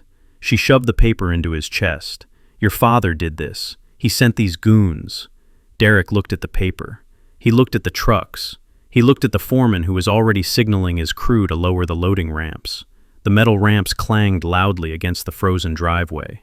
It sounded like the gates of a prison slamming shut. "He can't do this," Derrick stammered. He is at home. He is confused." "He is not confused, you idiot," Tiffany yelled. She was losing it now. The facade of the sophisticated socialite was gone. She was just a desperate woman, watching her payday drive away in a box truck. "Call him. Call him right now, and tell him to call these people off. Tell him I will sue him. Tell him I will have him committed tonight." Derrick pulled out his phone. His fingers were trembling so bad he dropped it in the snow. He scrambled to pick it up, wiping the screen on his expensive suit jacket. I sat in my office and watched my own phone. It was sitting on the desk right next to my mouse hand. It started to vibrate. The screen lit up. "Son" was the caller ID. I picked it up. I looked at it. I didn't slide the bar to answer. I didn't decline the call. I just let it ring. In the driveway, Derrick held the phone to his ear. I could see his lips moving. "Come on, Dad, pick up. Please pick up." I took a sip of water. "I am sorry, son," I said to the empty room. "The subscriber you are trying to reach is currently busy teaching you a lesson about respect." The phone stopped ringing. It went to voicemail. "He is not answering," Derrick said, looking at Tiffany with wide, panicked eyes. It went straight to voicemail. Tiffany let out a primal scream of frustration. She grabbed the phone from him and hit redial. My phone started buzzing again.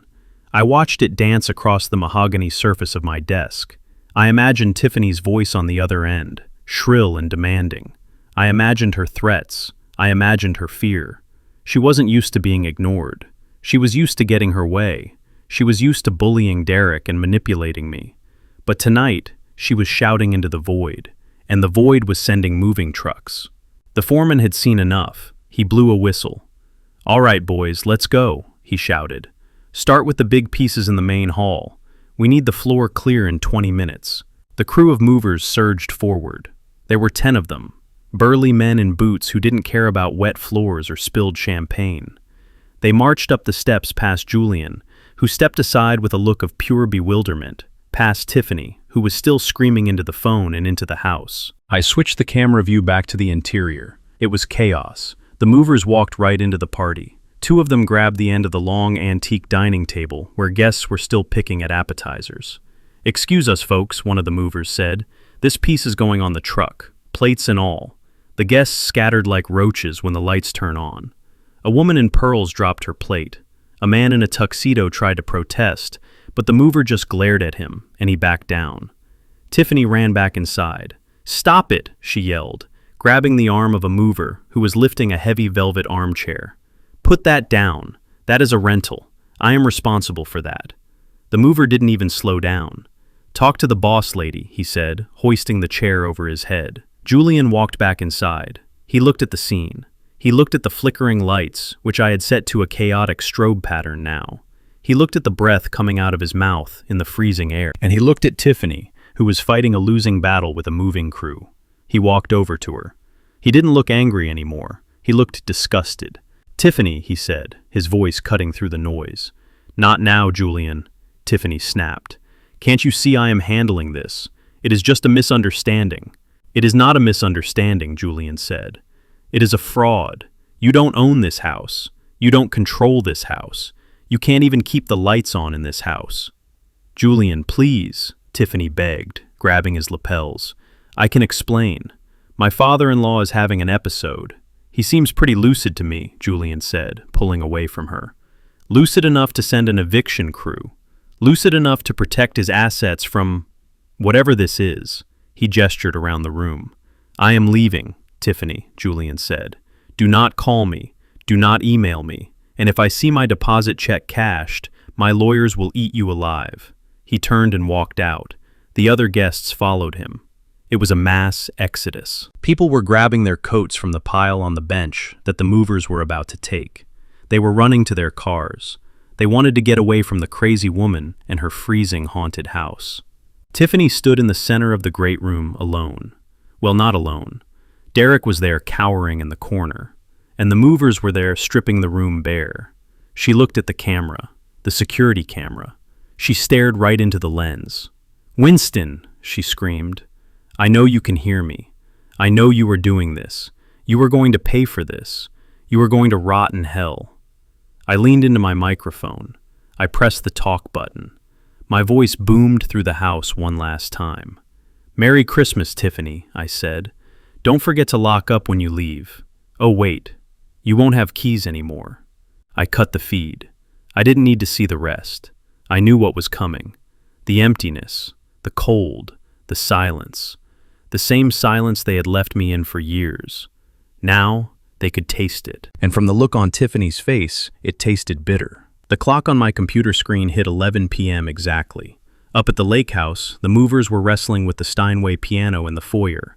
Tiffany was screaming at them to be careful with the finish, even though she didn't own the piano, and she certainly didn't own the house anymore. Julian Sterling was standing by the door, looking at his watch, ready to leave. Derrick was sitting on the bottom step of the grand staircase, with his head in his hands. It was the perfect moment. It was the moment the curtain falls. I reached out and pressed the enter key. In Wisconsin, the world ended. It didn't happen like a normal power outage. When the grid goes down, the lights usually flicker and die slowly. This was different. This was a hard kill. I had installed heavy-duty industrial relays in the main distribution panel. When they tripped, they made a sound like a gunshot. Ka-chunk. The sound echoed through the great hall. And then instant, absolute darkness. The crystal chandeliers died. The recessed lighting died. The exterior floodlights that were illuminating the snowstorm died. Even the little green LEDs on the smoke detectors blinked out. I had cut the battery backups too. The only light came from the flashlight beams on the helmets of the movers, who didn't even pause in their work. They were pros. They expected this. To them, this was just a job site that had lost power. But to Tiffany, it was the apocalypse. I heard her scream. It was a high, thin sound that got swallowed by the darkness. "What happened?" she shrieked. "Derrick, pay the bill. I told you to pay the electric bill." I sat in my office in Chicago, watching the infrared feed from the security cameras. The infrared doesn't need visible light. To me, they looked like ghosts moving in a grainy green underworld. I saw Tiffany waving her phone around, trying to use the weak flashlight app. The beam cut through the dusty air, illuminating nothing but panic. Then I activated the audio override. I had placed the speakers inside the walls, behind the drywall during construction. They were high-fidelity commercial drivers, meant to fill the house with music during parties. But tonight, they were going to fill the house with judgment. I leaned into my microphone. I didn't shout. I didn't need to. The system was set to maximum volume. "Merry Christmas," I said. My voice boomed through the house. It vibrated the floorboards. It rattled the windows. It sounded like it was coming from everywhere and nowhere at the same time. Tiffany dropped her phone. It clattered on the hardwood. "Winston," she whispered. I paused for effect. I let the silence hang there for 3 seconds. 3 seconds is a long time when you were standing in the dark in a house you stole. You said I was trouble, Tiffany, I continued. You told your guests I was trouble. You told my son I was trouble. Well, I decided to live up to my reputation. This is my gift to you. This is the trouble you ordered. I cut the mic. I didn't want to have a conversation. I wanted them to sit with it. Down in the foyer, Julian Sterling clicked on a flashlight of his own. It was a bright, tactical beam. He shone it not at Tiffany, but at the ceiling. Then he shone it at the walls. He walked over to the main control panel near the kitchen. He tried the switches. Nothing. He tried the thermostat. Dead screen. He turned the beam on Tiffany. She was shielding her eyes like a deer in headlights. This isn't a power outage, Julian said. His voice was calm. Dangerously calm. Of course it is, Tiffany stammered. The storm. The lines must be down. Julian shook his head. He walked over to the wall and put his ear against it. Listen, he said. Tiffany lowered her hands. What? Silence, Julian said. Absolute silence. If the power went out, the generator would have kicked on in 10 seconds. I saw the generator unit outside. It is a 20-kilowatt Kohler. It could power a hospital. Why isn't it running? Maybe it is broken, Tiffany said. Her voice was trembling. And the heating, Julian continued. Listen to the vents. The forced air system just stopped. No fans spin down. No residual airflow. And the security panel is dark. Even if the mains get cut, the security panel has its own battery. He walked closer to her. The flashlight beam was blinding. This isn't a failure, Mrs. Carter. This is a lockout. Someone just killed the brain of this house. He shone the light on Derrick, who was still sitting on the stairs. Your father, Julian said. You said he was a contractor. He was, Derrick whispered. He built this place. Julian nodded. He looked around the dark hall with new eyes. He wasn't looking at the decor anymore. He was looking at the infrastructure. I suspected something was wrong with the paperwork, he said. But this is structural. What do you mean? Tiffany asked. Julian walked to the center of the room. He stomped his foot on the floor. It made a solid thud. There is a sub-basement, isn't there? He asked. Derrick looked up. Yeah, Dad has a workshop down there. The server room is there too, but we don't have the key. It has a steel door. Julian laughed. A short, sharp bark of a laugh. Of course it does. And let me guess. That is where the main breakers are. That is where the automation core is. He turned the light back to Tiffany. You are trying to sell me a house that you don't control, he said. You are trying to sell me a machine that is being operated by someone else. Do you know what that implies? It implies nothing, Tiffany cried. It is just a prank. A sick prank by a senile old man. Julian stepped closer. The light caught the fear in her eyes. A senile old man doesn't remote access a hardwired smart system and bypass the fail-safes, he said. A senile old man doesn't execute a synchronized shutdown of 3 independent electrical subsystems while keeping the PA system active. That requires a level of cognitive function that, frankly, Mrs. Carter, you don't seem to possess. He looked at the movers who were still carrying furniture out by the light of their headlamps. This house is a fortress, Julian said. And the commander just pulled up the drawbridge. He turned to the foreman of the moving crew. Hey, he shouted, do you have a work order for the basement? The foreman paused, holding a lamp. Nope. Order says clear first and second floors only. Basement is off limits. Restricted access. Julian nodded. Restricted access. Because that is where the evidence is. He looked at Tiffany. I think I know what is going on here, he said. You didn't just forge a signature, did you? You tried to steal a legacy. You thought, because you had the keys to the front door, you owned the building. But you don't own the building. You are just squatters in a very expensive trap. Julian pulled out his phone. I am calling my lawyer, he said. I am putting a stop payment on the deposit check I wrote this afternoon. And tomorrow morning, I am going to the county recorder's office. I want to see the original blueprints for this place. Because if your father-in-law built this place like I think he did, there are probably 10 other ways he can make your life miserable that you don't even know about yet. Tiffany lunged for him. You can't do that. We have a contract. Julian pushed her away gently but firmly. The contract is void, he said. You acted in bad faith. You misrepresented the asset. And quite frankly, you tried to sell me stolen property. That is a federal crime." He turned his flashlight off. The darkness rushed back in. "I am leaving," he said. "Good luck with the cold. It is supposed to drop to 10 below zero tonight." He walked out the front door. I watched him go on the exterior camera. He got into his Range Rover and drove away. He was smart. He knew when to fold. Now it was just Tiffany, Derrick, and the movers. The temperature in the house was dropping fast. The massive windows, which provided such a beautiful view of the lake, were now just giant sheets of ice, radiating cold into the room. Tiffany stood in the dark. "Derrick," she said. Her voice was small. "Do something." Derrick stood up. I saw him on the infrared camera.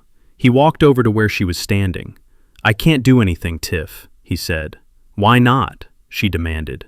"Break down the door, go to the basement, turn the power back on." "I can't," Derrick said. "Why not?" "Because I don't know how," Derrick said. "I never learned. Dad tried to teach me, remember? He tried to show me how the panel worked. He tried to show me the wiring. But I told him it was boring. I told him I would just hire someone if it ever broke." He laughed. A sad, broken sound. "Well, I can't hire anyone tonight, Tiff. And I can't fix it, because I am useless, just like you said." He walked away from her toward the kitchen. "Where are you going?" she screamed. "I'm going to find a flashlight," Derrick said, "and maybe a bottle of whiskey, because it is going to be a long night." I sat in my office. I felt a pang of pity for my son, but pity is a luxury I couldn't afford. Not yet. He had to feel the cold. He had to understand that warmth is not a guarantee. Warmth is something you build. Warmth is something you maintain. And if you let the fire go out, you have to be the one to relight it. I watched the movers carry out the last of the sofas. The great room was empty now, just a big, cold cavern. Tiffany sank down onto the floor. She pulled her fur coat tight around her. She was shivering violently. I checked the internal sensors. 48 degrees and falling. I opened a new can of peaches. "Merry Christmas," I whispered. 20 midnight is usually when Cinderella loses her carriage and turns back into a servant. But in my family, the clock strikes 12, and the pumpkin turns into a wrecking ball. I was sitting in my study in Chicago, wearing the navy blue suit that Althea bought me for our 40th anniversary. It is a good suit, Italian wool, tailored to fit a man who works with his hands but knows how to clean up. I had polished my shoes. I had trimmed my beard. I looked like the CEO of a company that built the skyline, not the confused old man my daughter-in-law described to her friends. In front of me sat a camera crew from Fox 32 Chicago. They had been there for an hour setting up the lights and checking the audio levels. I had called them at the same time I called the movers. You see, the media loves a story about a senile old man losing his mind. But they love a story about a generous philanthropist giving away a fortune on Christmas Eve, even more. It is catnip for the ratings. I imagined the scene up at the lake house. By now, the temperature inside would be matching the temperature outside. Tiffany and Derrick would be sitting on the floor of the empty great room, wrapped in whatever coats they hadn't checked at the door. The silence would be deafening. No music, no laughter, just the wind howling off the lake and the sound of their own regrets. Then right on cue, at 1 minute past midnight, my son's phone rang. I know this because I was still monitoring the security audio feed through my earpiece. The battery in the security panel was dying, but it had just enough juice for me to hear this one last conversation. It was Derrick's best friend, Kyle. Kyle is a stockbroker who thinks loud noises are a personality trait. Derrick picked up. "Hello?" His voice was shaking. "Dude," Kyle screamed through the phone.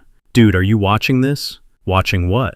Derrick asked. His teeth were chattering. "We have no power, Kyle. We are freezing to death." "Turn on your phone, man," Kyle yelled. "Go to the Fox News live stream, right now. Your dad is on TV. He is the lead story." I heard the fumble of hands. I heard Tiffany scream, "Give me that." I heard the tap, tap, tap of fingers on a glass screen. And then I heard my own voice coming through their tiny phone speaker, delayed by a few seconds. I looked into the lens of the camera in my study. I didn't smile. I looked solemn. I looked dignified. "Mr. Carter," the news anchor asked me, "this is an incredible gesture. A $10 million estate given away in the blink of an eye. What prompted this decision?" I leaned forward in my leather chair. I looked straight down the barrel of the camera. I knew that 300 miles away in a dark, freezing room, my son and his wife were staring at my face on a 5-inch screen.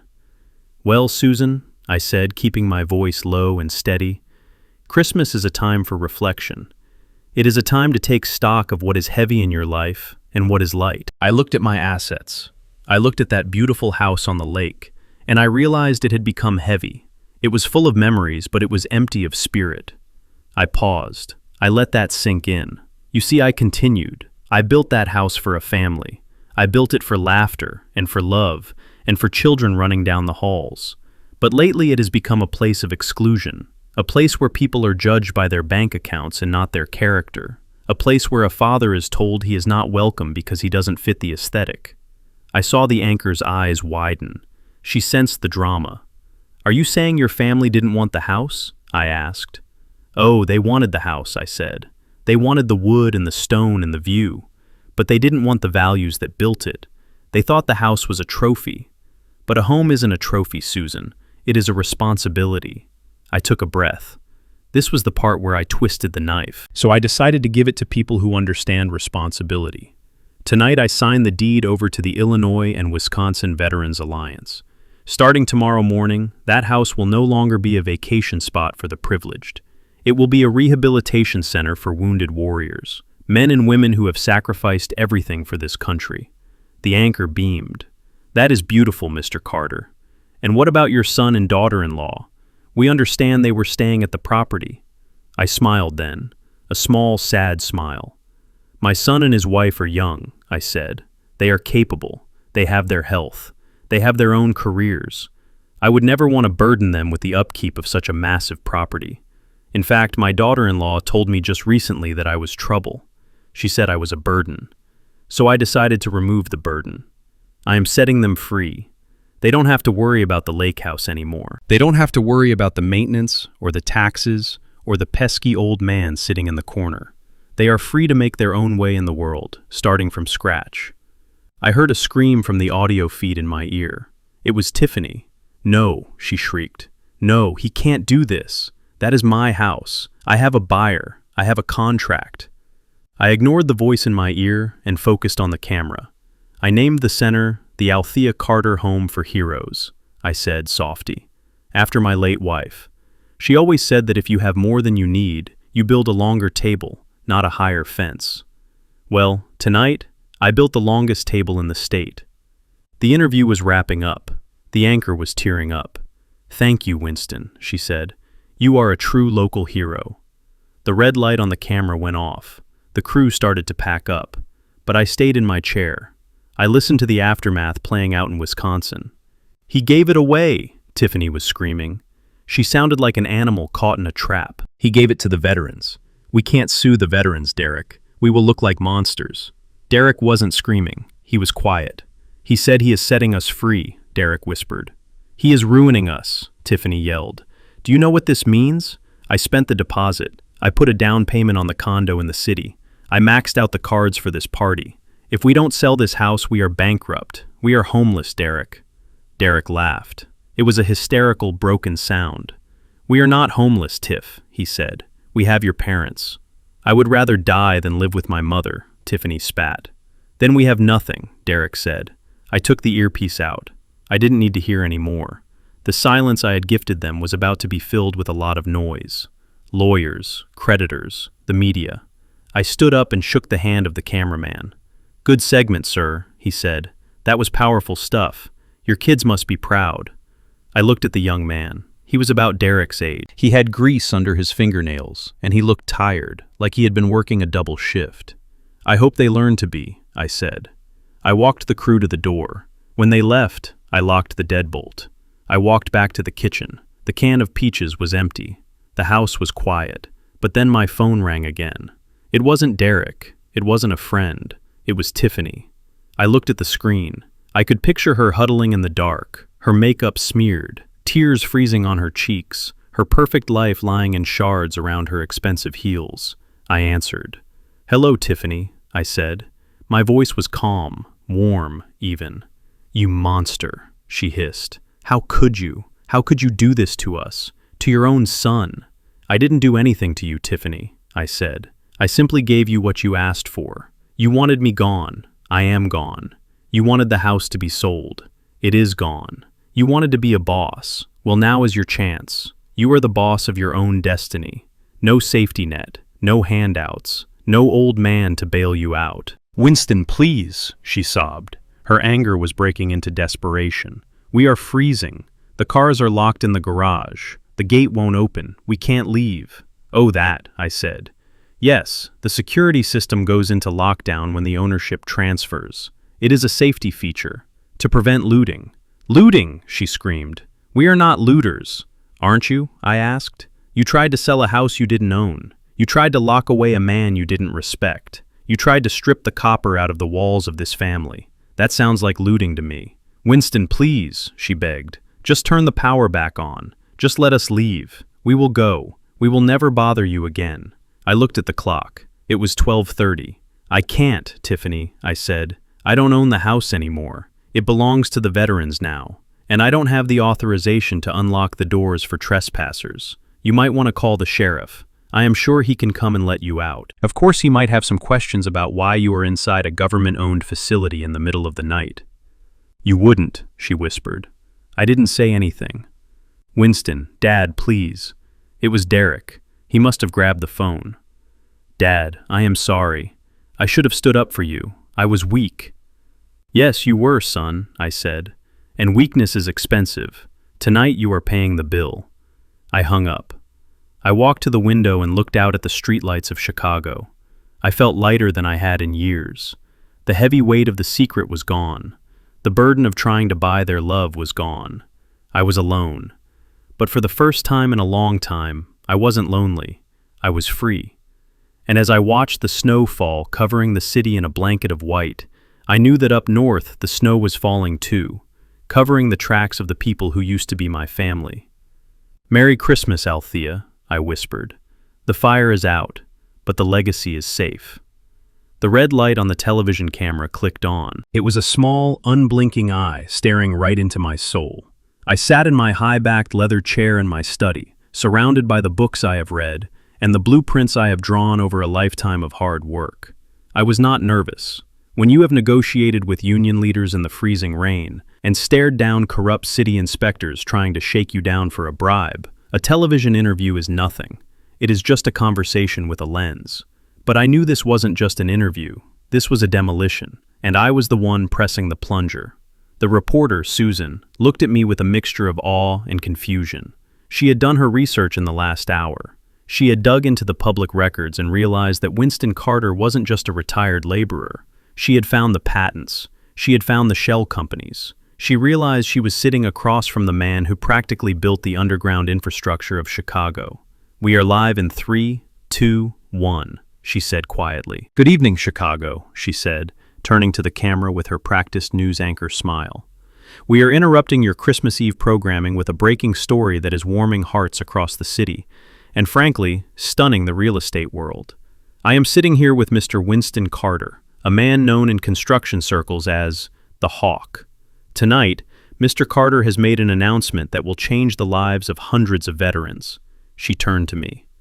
Mr. Carter, can you tell us what you have done with your estate on Lake Geneva? The one valued at over $10 million. I leaned forward. I clasped my hands together. They are big hands, calloused hands, hands that tell the truth.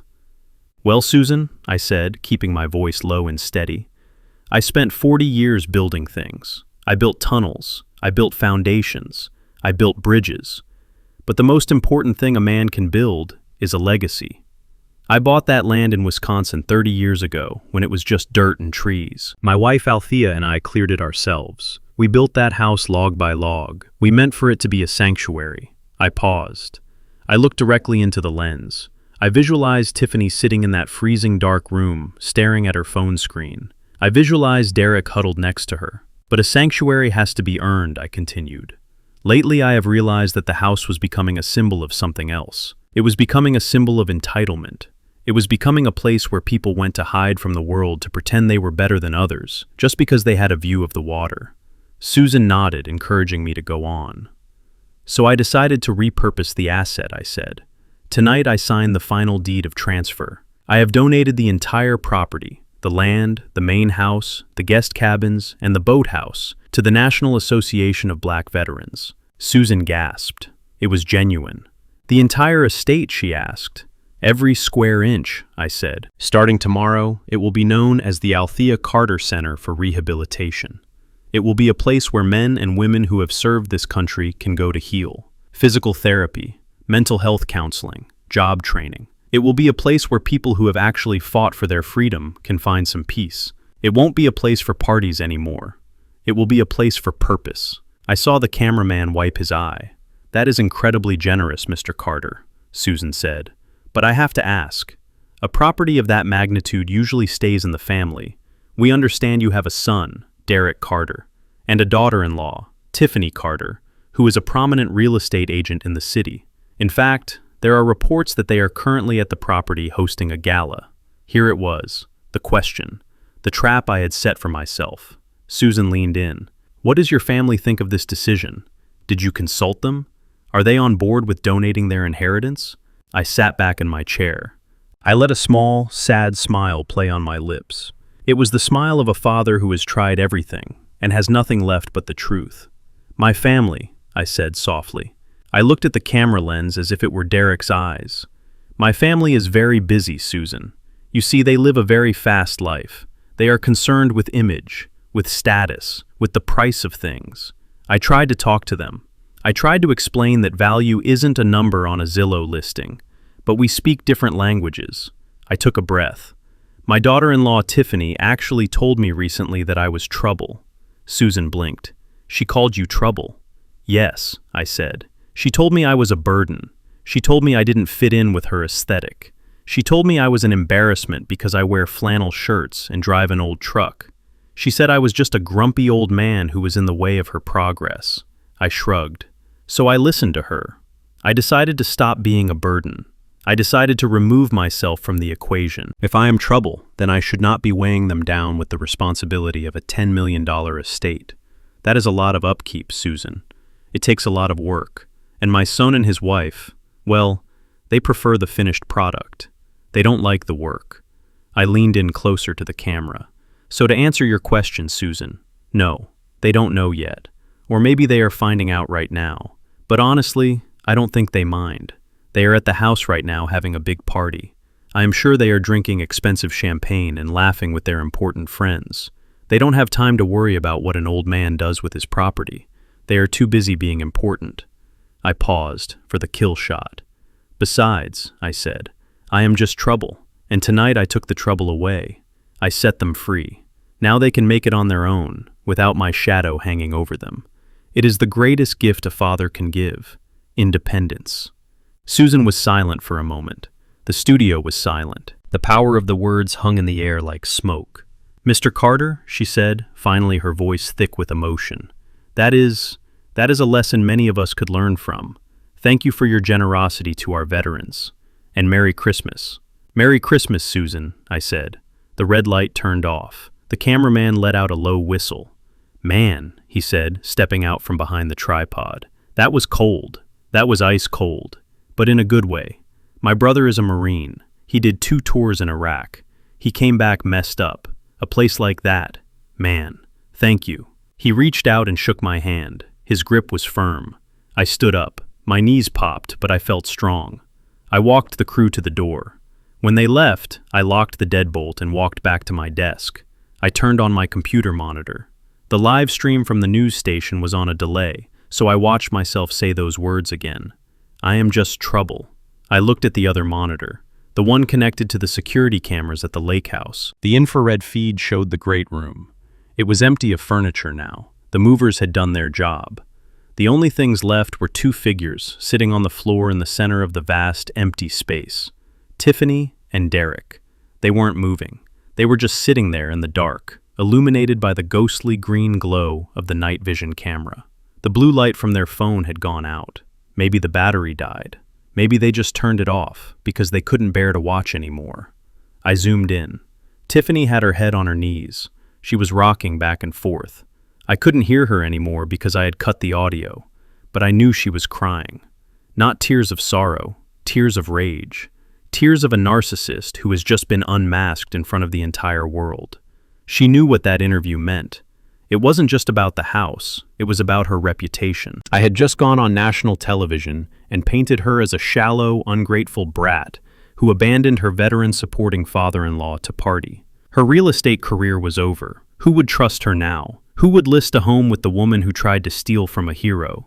And Derrick. He was staring up at the ceiling. He looked like he was praying. Or maybe he was just realizing how high the ceiling was, now that he knew he would never stand under it again. My phone started to buzz again. I picked it up. It wasn't them. It was a text from an old friend, a guy I used to work with on the tunnel project back in the 80s. Just saw you on TV, Hawk, you crazy son of a gun. Always said you were dangerous when you were quiet. Merry Christmas. Then another text, from the president of the Veterans Alliance. Winston, I am in tears. We are mobilizing a team to get up there tomorrow to secure the property. Thank you, brother. Then another. And another. My phone was lighting up like a Christmas tree. The city was waking up. The story was spreading. Social media would be on fire by now. I could only imagine the comments section. The internet loves justice, and they hate bullies. I looked at the image of my son one last time. I didn't feel triumph. I didn't feel joy.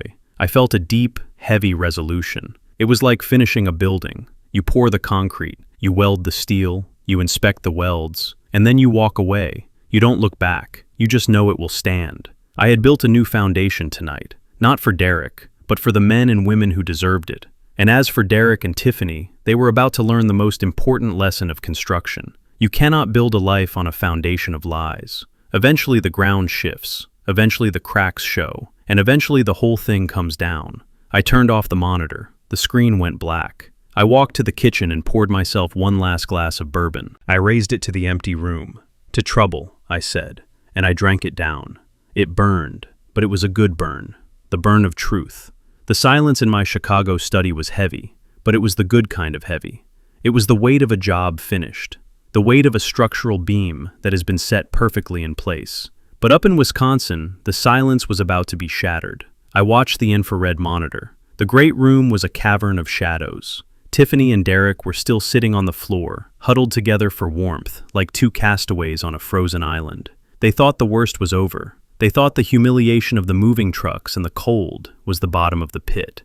But they forgot one thing. When you dig a hole of lies, there is no bottom. There is only deeper darkness.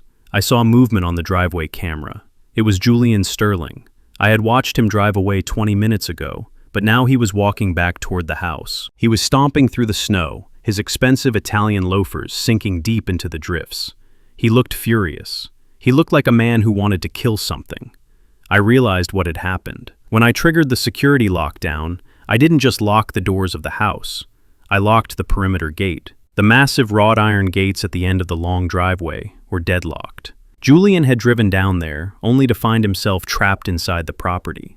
He must have sat in his car trying to call for help, and that is when he saw it. That is when he saw the notification on his phone. The breaking news alert. The interview with the old man he thought was senile. He kicked the front door open. It wasn't locked because the electronic latch had failed in the open position when the power died. But the heavy wood slammed against the wall with a violence that made Derrick jump. Tiffany scrambled to her feet. "Julian," she cried. "Thank God. You came back. Did you call someone? Can you get us out of here?" Julian didn't answer. He walked across the room. In the green glow of the night vision camera, he looked like a demon. He didn't have a flashlight this time. He was navigating by the light of his cell phone screen, which he held out in front of him like a weapon. He stopped 2 feet from Tiffany. He didn't look at her shivering body. He didn't look at her tear-stained face. He just held up the phone. On the screen, I could see the replay of my interview. I could see my own face, calm and resolved, telling the world that the house now belonged to the veterans. "Did you know?" Julian asked. His voice was a low growl. Tiffany stared at the phone. "No," she whispered. "I didn't know. He is crazy, Julian. He did this to spite me." Julian lowered the phone. He took a step closer. The air in the room was freezing, but the heat coming off of him was palpable. "You took my deposit check," he said. $500,000. You took it this afternoon. You cashed it via mobile deposit. I got the notification from my bank. "I can explain," Tiffany stammered. "It is a misunderstanding. We can fix this. I will get the lawyers. We will sue him for competency. Fix it, Julian laughed. It was a terrifying sound. You cannot fix this. Do you know what I just watched? I watched the owner of this property, the real owner, donate it to a charity on live national television. Do you know what that makes you? It doesn't make you a victim, Tiffany. It makes you a fraudster. You sold me a building that you knew you didn't have the right to sell. You took $500,000 from me for a property that now belongs to the United States government. It is my house, Tiffany screamed, losing control. It is my inheritance. It is a crime scene, Julian roared. And then he did something I didn't expect. He was a man of suits and boardrooms, a man of subtle threats and legal maneuvers. But tonight the veneer of civilization cracked. He reached out and slapped her. It wasn't a gentle tap. It was a backhand swing that echoed through the empty house like a pistol shot. Tiffany spun around and fell to the hard floor. She didn't scream. She was too shocked. She just lay there, holding her cheek, staring up at him in disbelief. Derrick stood up, but he didn't move forward. He shrank back into the shadows, terrified of the man in the blue suit. "You are going to jail," Julian spat, looking down at her.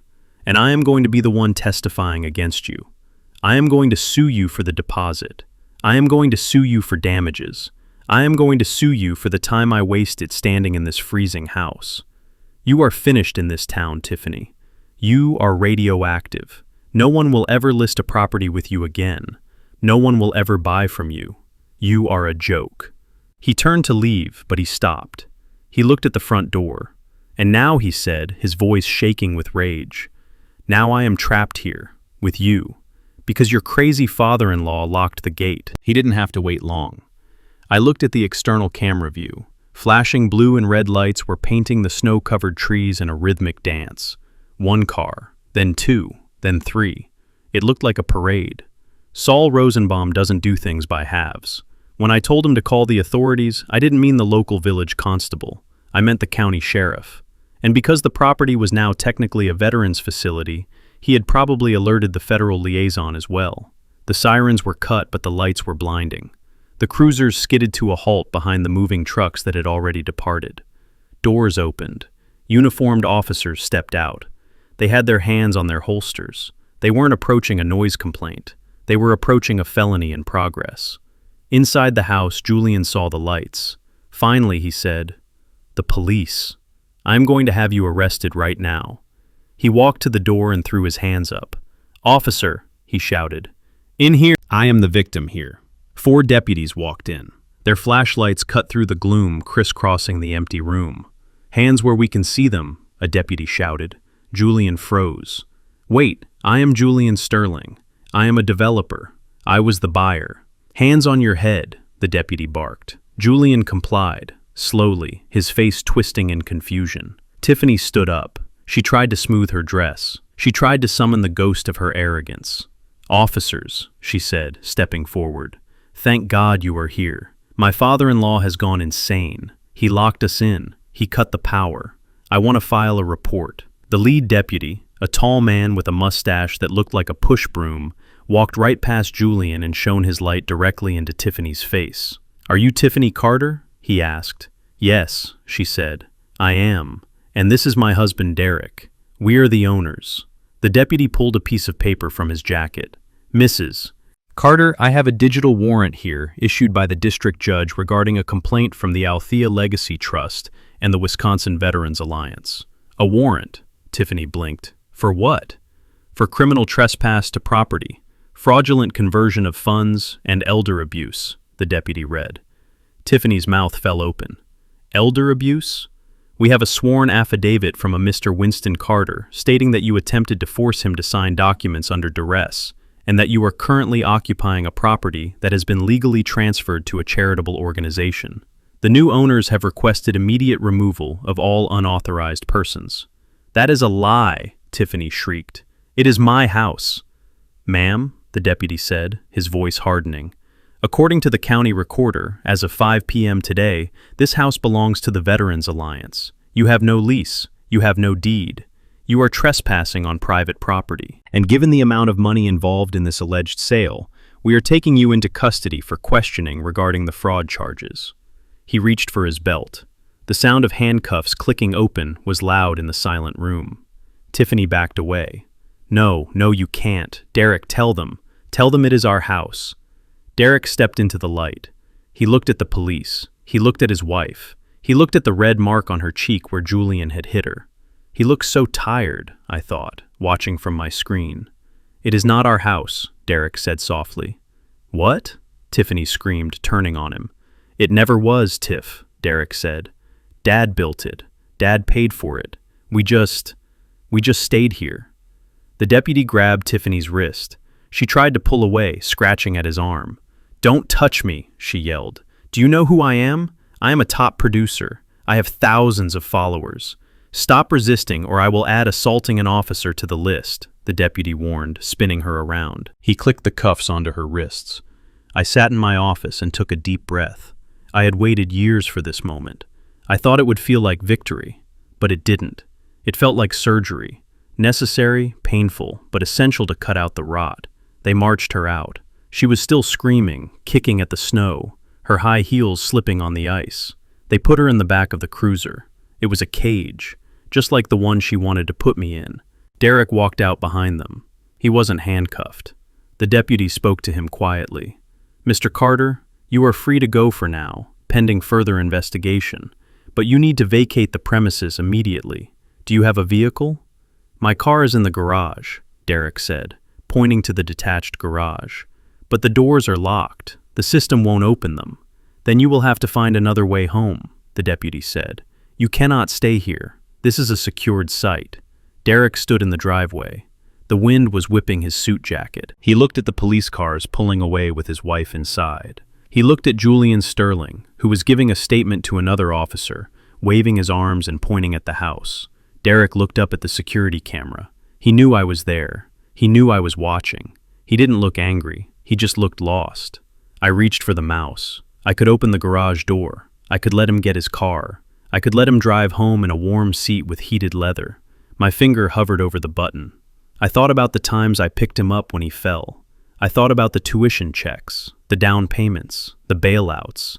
Every time I helped him, I made him weaker. Every time I shielded him from the cold, I made him more vulnerable to the frost. I took my hand off the mouse. No, son, I whispered. Not tonight. Tonight you walk. I watched him stand there for a minute longer. Then he turned up his collar, shoved his hands into his pockets, and started walking down the long, dark driveway toward the main road. It was 5 miles to the nearest town. It was snowing. It was 10 degrees. He would be cold. He would be miserable. But he would survive. And maybe, just maybe, with every step he took in the freezing dark, he would start to remember who he was, before he forgot where he came from. I turned off the monitor. The green glow faded. My office was dark again. I picked up the phone and dialed Rosenbaum. It is done, I said. Good, Saul said. The press is going wild, Winston. You are a hero. I am not a hero, Saul, I said, rubbing my eyes. I am just a father who had to use tough love. Tough love? Saul snorted. That wasn't tough love, Winston. That was a surgical strike. Whatever you call it, I said. It is over. I hung up. I stood up and walked to the window. The snow was falling harder now, covering the city, covering the tracks, covering the mistakes. Tomorrow, I would start the paperwork for the rehab center. Tomorrow, I would hire the architects. Tomorrow, I would build something new.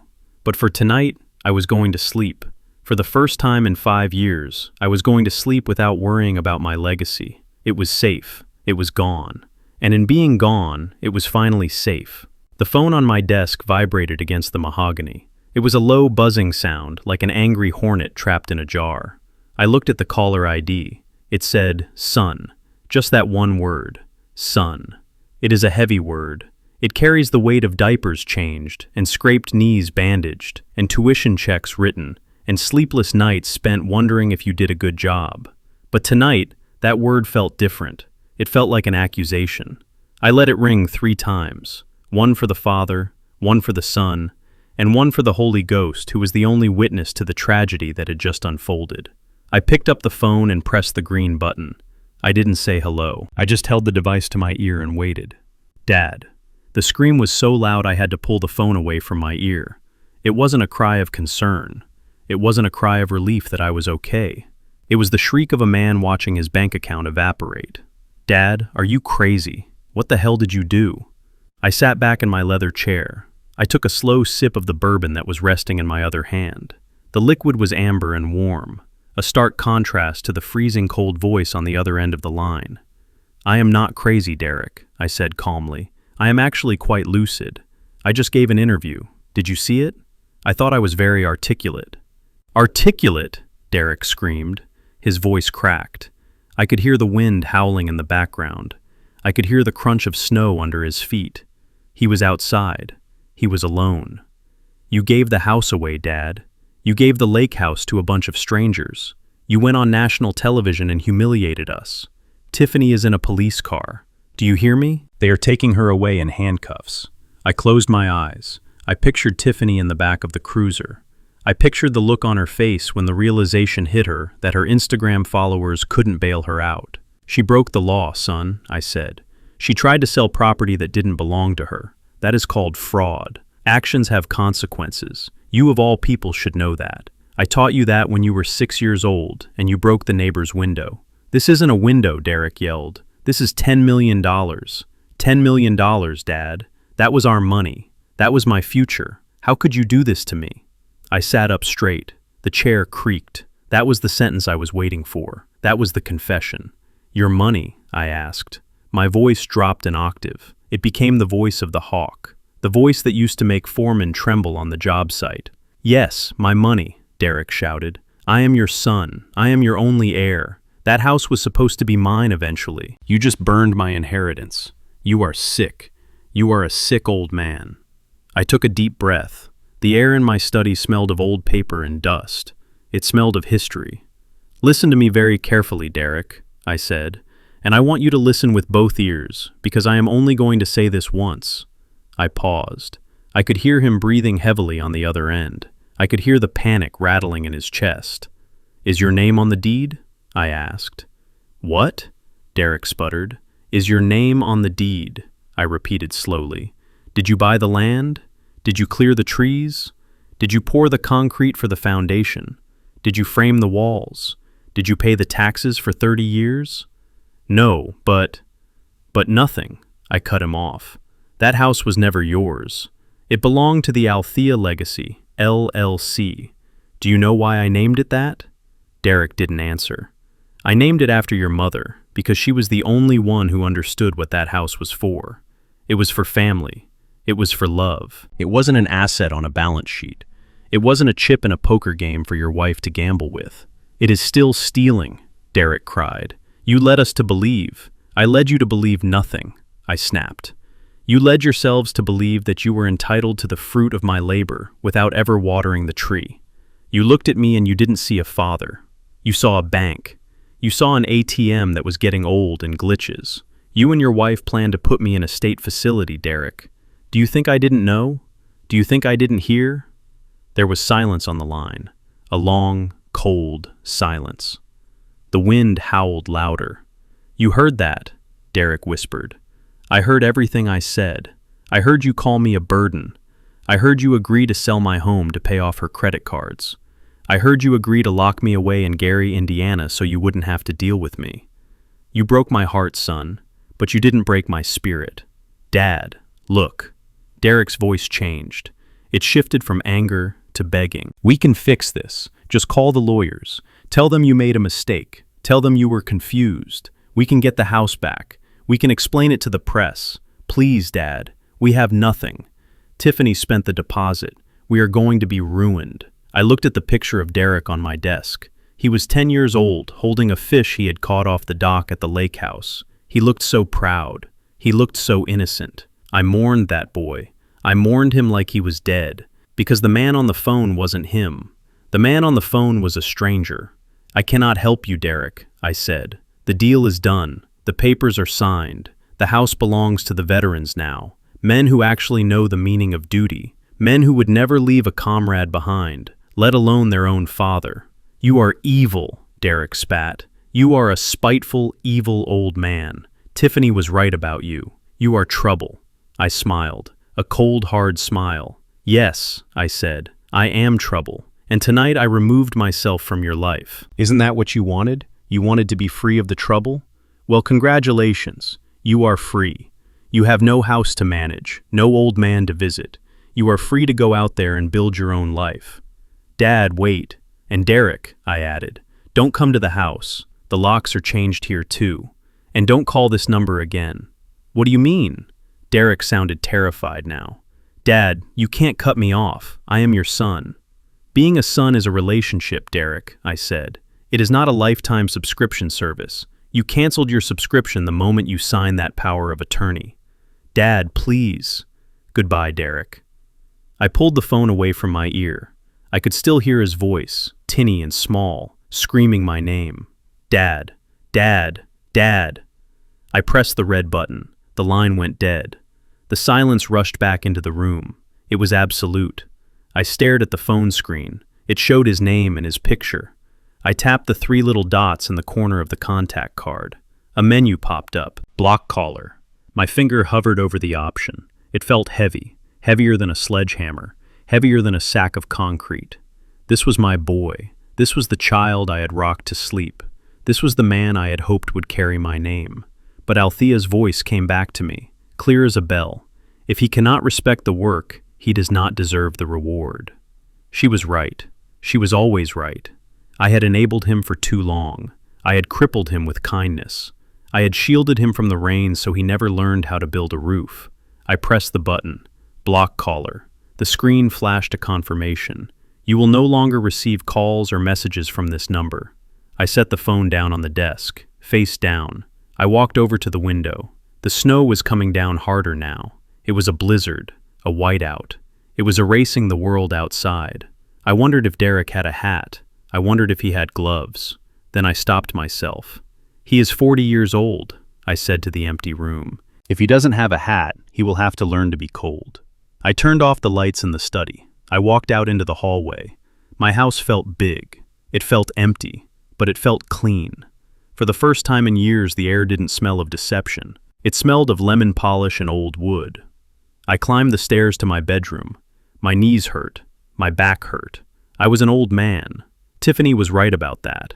I was old, but I wasn't finished. Tomorrow, I would go down to the Veterans Center. I would put on my hard hat. I would look at the blueprints. I would show them how to reinforce the foundation. I would teach a new generation of men how to build something that lasts. I lay down in my bed. The sheets were cool. I closed my eyes, and for the first time in a long time, I didn't dream about my son. I dreamed about the lake. I dreamed about the water. Calm, still, and deep. The red and blue lights of the police cruisers reflected off the fresh snow, making the whole world look like a bruised crime scene. I watched on the monitor as the deputy escorted Tiffany and Derrick out the front door of the lake house. The door did not close gently behind them. The deputy pulled it shut with a heavy, definitive thud that I could feel even though I was 300 miles away. Then came the sound of the deadbolt. Click. That was the sound of a chapter ending. That was the sound of the locks changing on their lives. Tiffany was not walking like a queen anymore. She was stumbling. The deputy had removed the handcuffs once they were outside, deciding that being stranded in a blizzard was punishment enough for the night. She was clutching her fur coat around her throat, but the wind was finding every gap. Her red dress, the one she had bought to dazzle the investors, dragged in the wet snow, leaving a trail of crimson behind her like a wound. She was screaming something at the officer, but the wind tore the words away before they could reach anyone's ears. Derrick walked behind her. He had his hands jammed into the pockets of his suit pants. His shoulders were hunched up around his ears. He looked like a man who had suddenly realized he was naked. He didn't look back at the house. He couldn't. The shame was too heavy. They reached the bottom of the porch steps.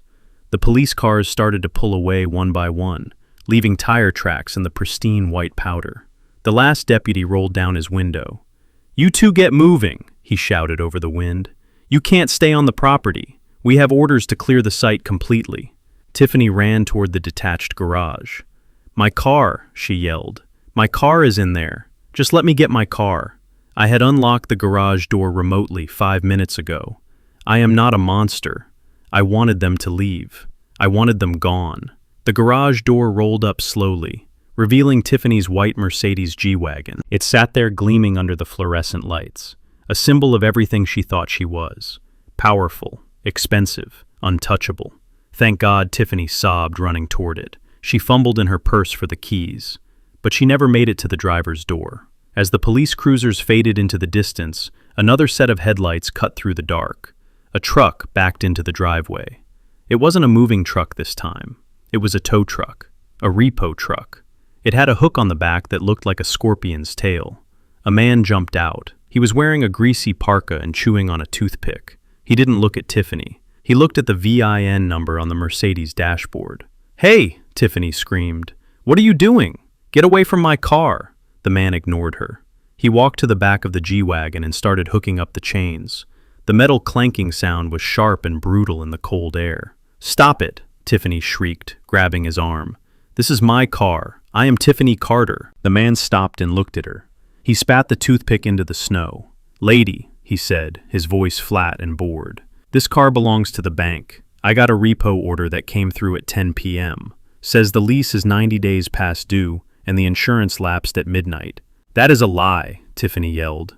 I paid it last week." The man pulled a crumpled piece of paper from his pocket.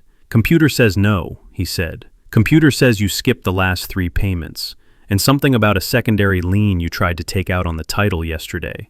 That flagged the system. Bank wants the asset secured immediately." He went back to work, cranking the winch. The front of the Mercedes rose into the air. It looked helpless, like a beached whale. Derrick stood there watching. He didn't say a word. He knew. Of course he knew. He knew they hadn't paid the car note. He knew they hadn't paid a lot of things. He had just been pretending it would all go away once they sold the house. "Derrick, do something," Tiffany screamed, hitting him on the chest. "Stop him! He's taking my car!" Derrick caught her wrists. He held them tight. "It's over, Tiff," he said. His voice was dead. "Just let it go."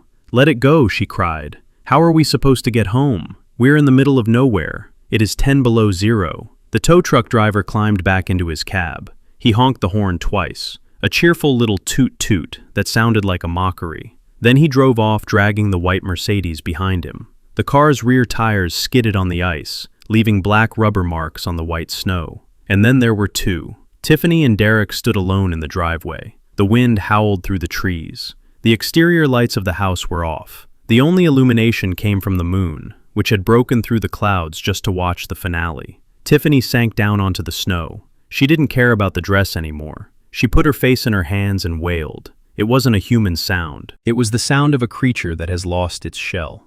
"We have to walk," Derrick said. "Walk?" Tiffany looked up. Her mascara was running down her face in black streaks. "Walk where?" "The main road is 2 miles away. We can't stay here," Derrick said, pulling her up. "If we stay here, we freeze. Come on."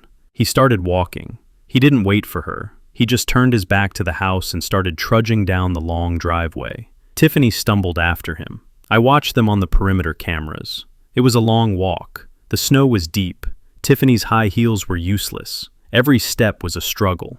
She twisted her ankle once, twice, 3 times. Eventually she took the shoes off. She walked in her stocking feet in the snow. I felt a twinge of sympathy, but then I remembered the nursing home in Gary. I remembered the brochure I found in her briefcase. Sunnyside Geriatric Facility, Medicaid accepted.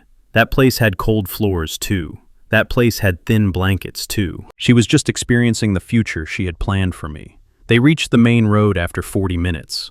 They were shivering violently. Their breath came in ragged puffs of steam. There was no shelter, just a stop sign and a street lamp that buzzed and flickered. Derrick pulled out his phone. His fingers were so numb he could barely tap the screen. "I am calling an Uber," he said through chattering teeth. I watched through the traffic camera mounted on the telephone pole. I have access to those too. I built the mountings for the county. I saw the light of his phone screen illuminate his face. He looked old. He looked like me. "Card declined," he whispered. "What?" Tiffany asked. Her voice was barely a whisper. "The credit card," Derrick said. "The platinum one. It is declined." "Try the gold one," Tiffany said. "Declined. Try the debit card." Derrick tapped the screen. He waited. The little spinning wheel of judgment turned. "Insufficient funds," he said. Tiffany let out a laugh, a crazy, hysterical laugh. "We are billionaires," she said. "We just sold a house for $4 million. "No," Derrick said. "We are broke, Tiff. We are completely broke." He searched his pockets. He pulled out a crumpled $20 bill. It was emergency cash. He opened the Uber app again. He switched the setting from Uber Black to Uber X. Then he switched it again to Uber Pool, the cheapest option, the option where you share the ride with strangers. "It is coming," he said. 10 minutes. A Toyota Corolla. They stood there under the street lamp, waiting. 10 minutes feels like 10 years when you are standing in a blizzard in a tuxedo and an evening gown. Cars drove past them. People slowed down to look. They saw a woman in a fur coat standing next to a man in a suit, looking like refugees from a disastrous prom. Some people honked. One teenager rolled down his window and yelled something rude. Tiffany didn't even flinch. She was past caring. She was staring at the ground, watching the snow cover her toes. Finally, a dented gray car pulled up. It had a bumper sticker that said, "My other car is a broom." The driver was a heavy-set man wearing a beanie. He rolled down the window. "You Carter?" he asked. "Yeah," Derrick said. "You guys look like you had a rough night," the driver said, unlocking the doors. "You have no idea," Derrick said, opening the back door. They climbed in. The car was small. It smelled of stale cigarettes and fast food. The heater was blasting hot, dry air that smelled like burning dust. I watched the car pull away. It disappeared around the bend, its taillights fading into the white swirl of the storm. They had a 2-hour ride ahead of them. 2 hours in a cramped back seat. 2 hours to think. 2 hours to realize that the ride home wasn't just a trip back to the city. It was a trip back to reality. They were going back to an apartment they couldn't afford, to a mailbox full of bills they couldn't pay, to a social circle that would eat them alive as soon as the news spread. I turned away from the monitors. My work was done.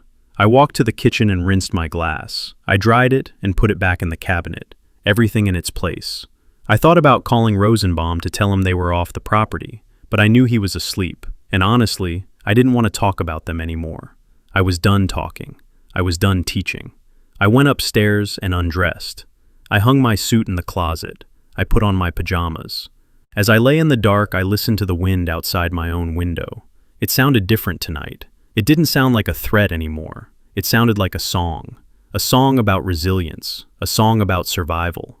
I closed my eyes, and for a brief moment, I saw Derrick's face as he sat in the back of that Uber. He looked scared, but he looked awake, finally awake.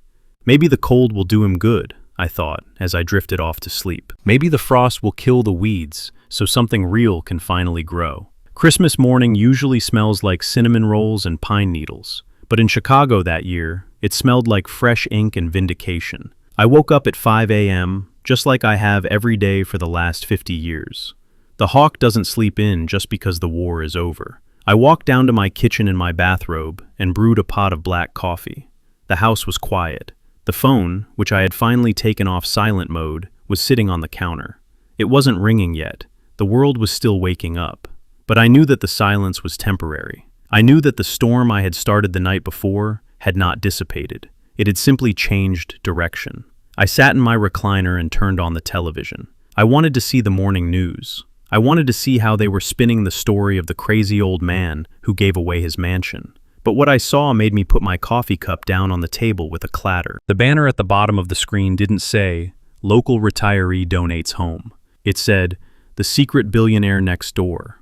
I leaned forward. The investigative journalist had been busy while I slept. You see, when you file a deed transfer for a $10 million property, the county clerks start looking at the names involved. And when the name is Althea Legacy LLC and the signatory is Winston Carter, they start pulling the other files. The files I had kept buried deep in the archives of the State Commerce Commission. The reporter was standing in front of the Chicago Board of Trade. He looked excited. He looked like he had just discovered a gold mine under the pavement. "We are learning more this morning about the mysterious philanthropist Winston Carter," the reporter said. While his neighbors know him as a quiet, retired construction worker, records unsealed this morning reveal a very different story. It turns out that Mr. Carter is the holder of over 50 essential patents related to subterranean fiber optic shielding and high-voltage conduit systems. The screen flashed an image of a patent diagram I had drawn in 1982. It was the coupling system that allowed fiber cables to be laid through waterlogged soil without corroding. It was a simple design, but it was the design that made the internet possible in the Midwest. Industry experts call him the father of the underground grid, the reporter continued. Every time you send an email in Chicago or make a phone call in Milwaukee, that signal travels through infrastructure built and patented by Mr. Carter's firms. Financial analysts estimate that the royalties alone from these patents place Mr. Carter's net worth well into the 9 figures. 9 figures. I watched the number flash on the screen. It was an estimate, of course. They didn't know about the offshore accounts or the blind trusts I had set up for Althea's charities. But they were close enough. They were close enough to change everything. The reporter shook his head in disbelief. It appears that the Lake Geneva estate, valued at $4 million, was actually one of the smaller assets in Mr. Carter's portfolio. This is a man who has lived modestly in a townhouse on the south side while sitting on an empire that rivals some of the biggest names in tech. And his family apparently had no idea. I let out a low chuckle. No idea. That was the understatement of the century. Tiffany and Derrick had looked at my flannel shirts and my calloused hands, and they saw a laborer. They saw a man who worked for a wage. They were so blinded by the flash of their leased luxury cars and their fake designer bags that they couldn't see the real gold. They didn't understand that true wealth doesn't shout. True wealth whispers, and I had been whispering for 40 years. The news cycle shifted then, and this was the part that I knew was coming. This was the part where the other shoe dropped. The anchor back in the studio looked serious. She shuffled some papers on her desk. In related news, she said the fallout from last night's dramatic events at the Lake Geneva property has been swift and severe for local real estate agent Tiffany Carter. My heart didn't jump. It didn't flutter. It just beat a steady rhythm of inevitability. Tiffany Carter, a senior associate at Prestige Luxury Real Estate, was taken into custody last night on charges of fraud and criminal trespass. But this morning, the consequences have escalated to her professional life. The screen cut to a statement from the CEO of Prestige Realty. He was a man I had met once at a charity dinner, a man who valued his reputation above all else. He looked angry. "We at Prestige Realty hold our agents to the highest standards of integrity," the statement read. "Effective immediately, we have terminated our relationship with Mrs. Carter. Her actions regarding the unauthorized listing of the Lake Geneva property are a direct violation of our code of ethics and state law. We are cooperating fully with the authorities, and we apologize to Mr. Winston Carter for any distress caused by our former employee." Former employee. 2 words. Just 2 words, but they carried the weight of a death sentence for a woman like Tiffany. Her entire identity was wrapped up in her job, her title, her access to the high society listings. Without that, she was just another woman with debt and a criminal record. But the news wasn't done with her yet. We have also learned, the anchor continued, that Mr. Julian Sterling, the New York developer who attempted to purchase the home last night, has filed a civil lawsuit against Tiffany Carter and her husband Derrick Carter. The suit alleges fraud, misrepresentation, and theft of deposit funds totaling $500,000. Mr. Sterling's attorneys are seeking triple damages. Triple damages. $1.5 million. I did the math in my head. Tiffany and Derrick didn't have $1.5 million. They didn't have $1.5 thousand. They were leveraged to the hilt. This lawsuit wouldn't just bankrupt them, it would bury them. It would garnish Derrick's wages for the rest of his life. It would take whatever assets they had left. The screen showed a clip of Julian Sterling leaving the police station earlier that morning. He looked tired but vengeful. "I don't care if she is family," he told the cameras. "She looked me in the eye and sold me a lie. She took my money and tried to sell me a house that belongs to veterans. There is a special place in hell for people like that, and I intend to help her get there." I turned off the TV. The room was silent again. The only sound was the hum of the refrigerator. I sipped my coffee. It was cold now, but I drank it anyway. I thought about the irony of it all. Tiffany had spent 5 years trying to get her hands on my money. She had manipulated Derrick. She had belittled me. She had schemed and plotted to get the lake house because she thought that was the prize. She thought the $4 million house was the jackpot. If she had just been kind, if she had just been decent, if she had just welcomed me to dinner and treated me like a human being instead of a nuisance, she would have had it all. She wouldn't have just had the lake house, she would have had the empire. I would have left it all to Derrick. I would have taught him how to run the licensing firm. I would have introduced him to the city planners. I would have set them up for generations. But they didn't want the responsibility. They wanted the easy way out. They wanted the fruit without tending the tree. And in their greed, they chopped the tree down, not realizing it was supporting the very roof over their heads. My phone rang. It wasn't Derrick this time. I had blocked him. It was my old friend Jim, who runs the Union Pension Fund. Hawk Jim shouted, his voice booming through the speaker. Is it true? Did you really own the patents for the underwater conduits? We always suspected you were holding out on us, but 9 figures, Hawk. Are you kidding me? It is just paper, Jim, I said. It is just numbers on a screen. It is not just numbers, Jim laughed. It is poetic justice, man. I saw the news about your daughter-in-law. She got fired on Christmas morning. That is cold, Hawk. That is stone cold. She fired herself, Jim, I said. I just signed the termination papers. I hung up.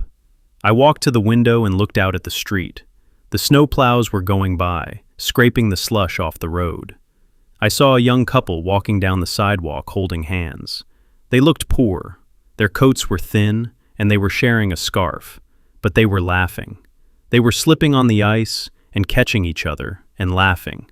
I watched them until they turned the corner. Tiffany and Derrick were somewhere in this city right now, probably at her parents' house, or maybe a cheap motel if her parents had refused to take them in. They were waking up to a world where they were pariahs.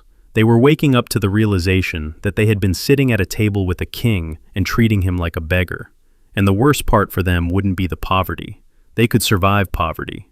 The worst part would be the knowledge of what they could have had, the knowledge that they touched the golden goose, and instead of feeding it, they tried to kill it.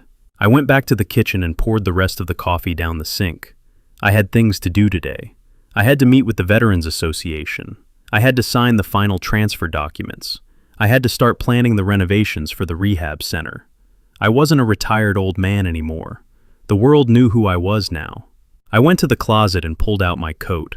Not the expensive wool one, the old Carhartt work jacket, the one with the grease stains on the sleeve.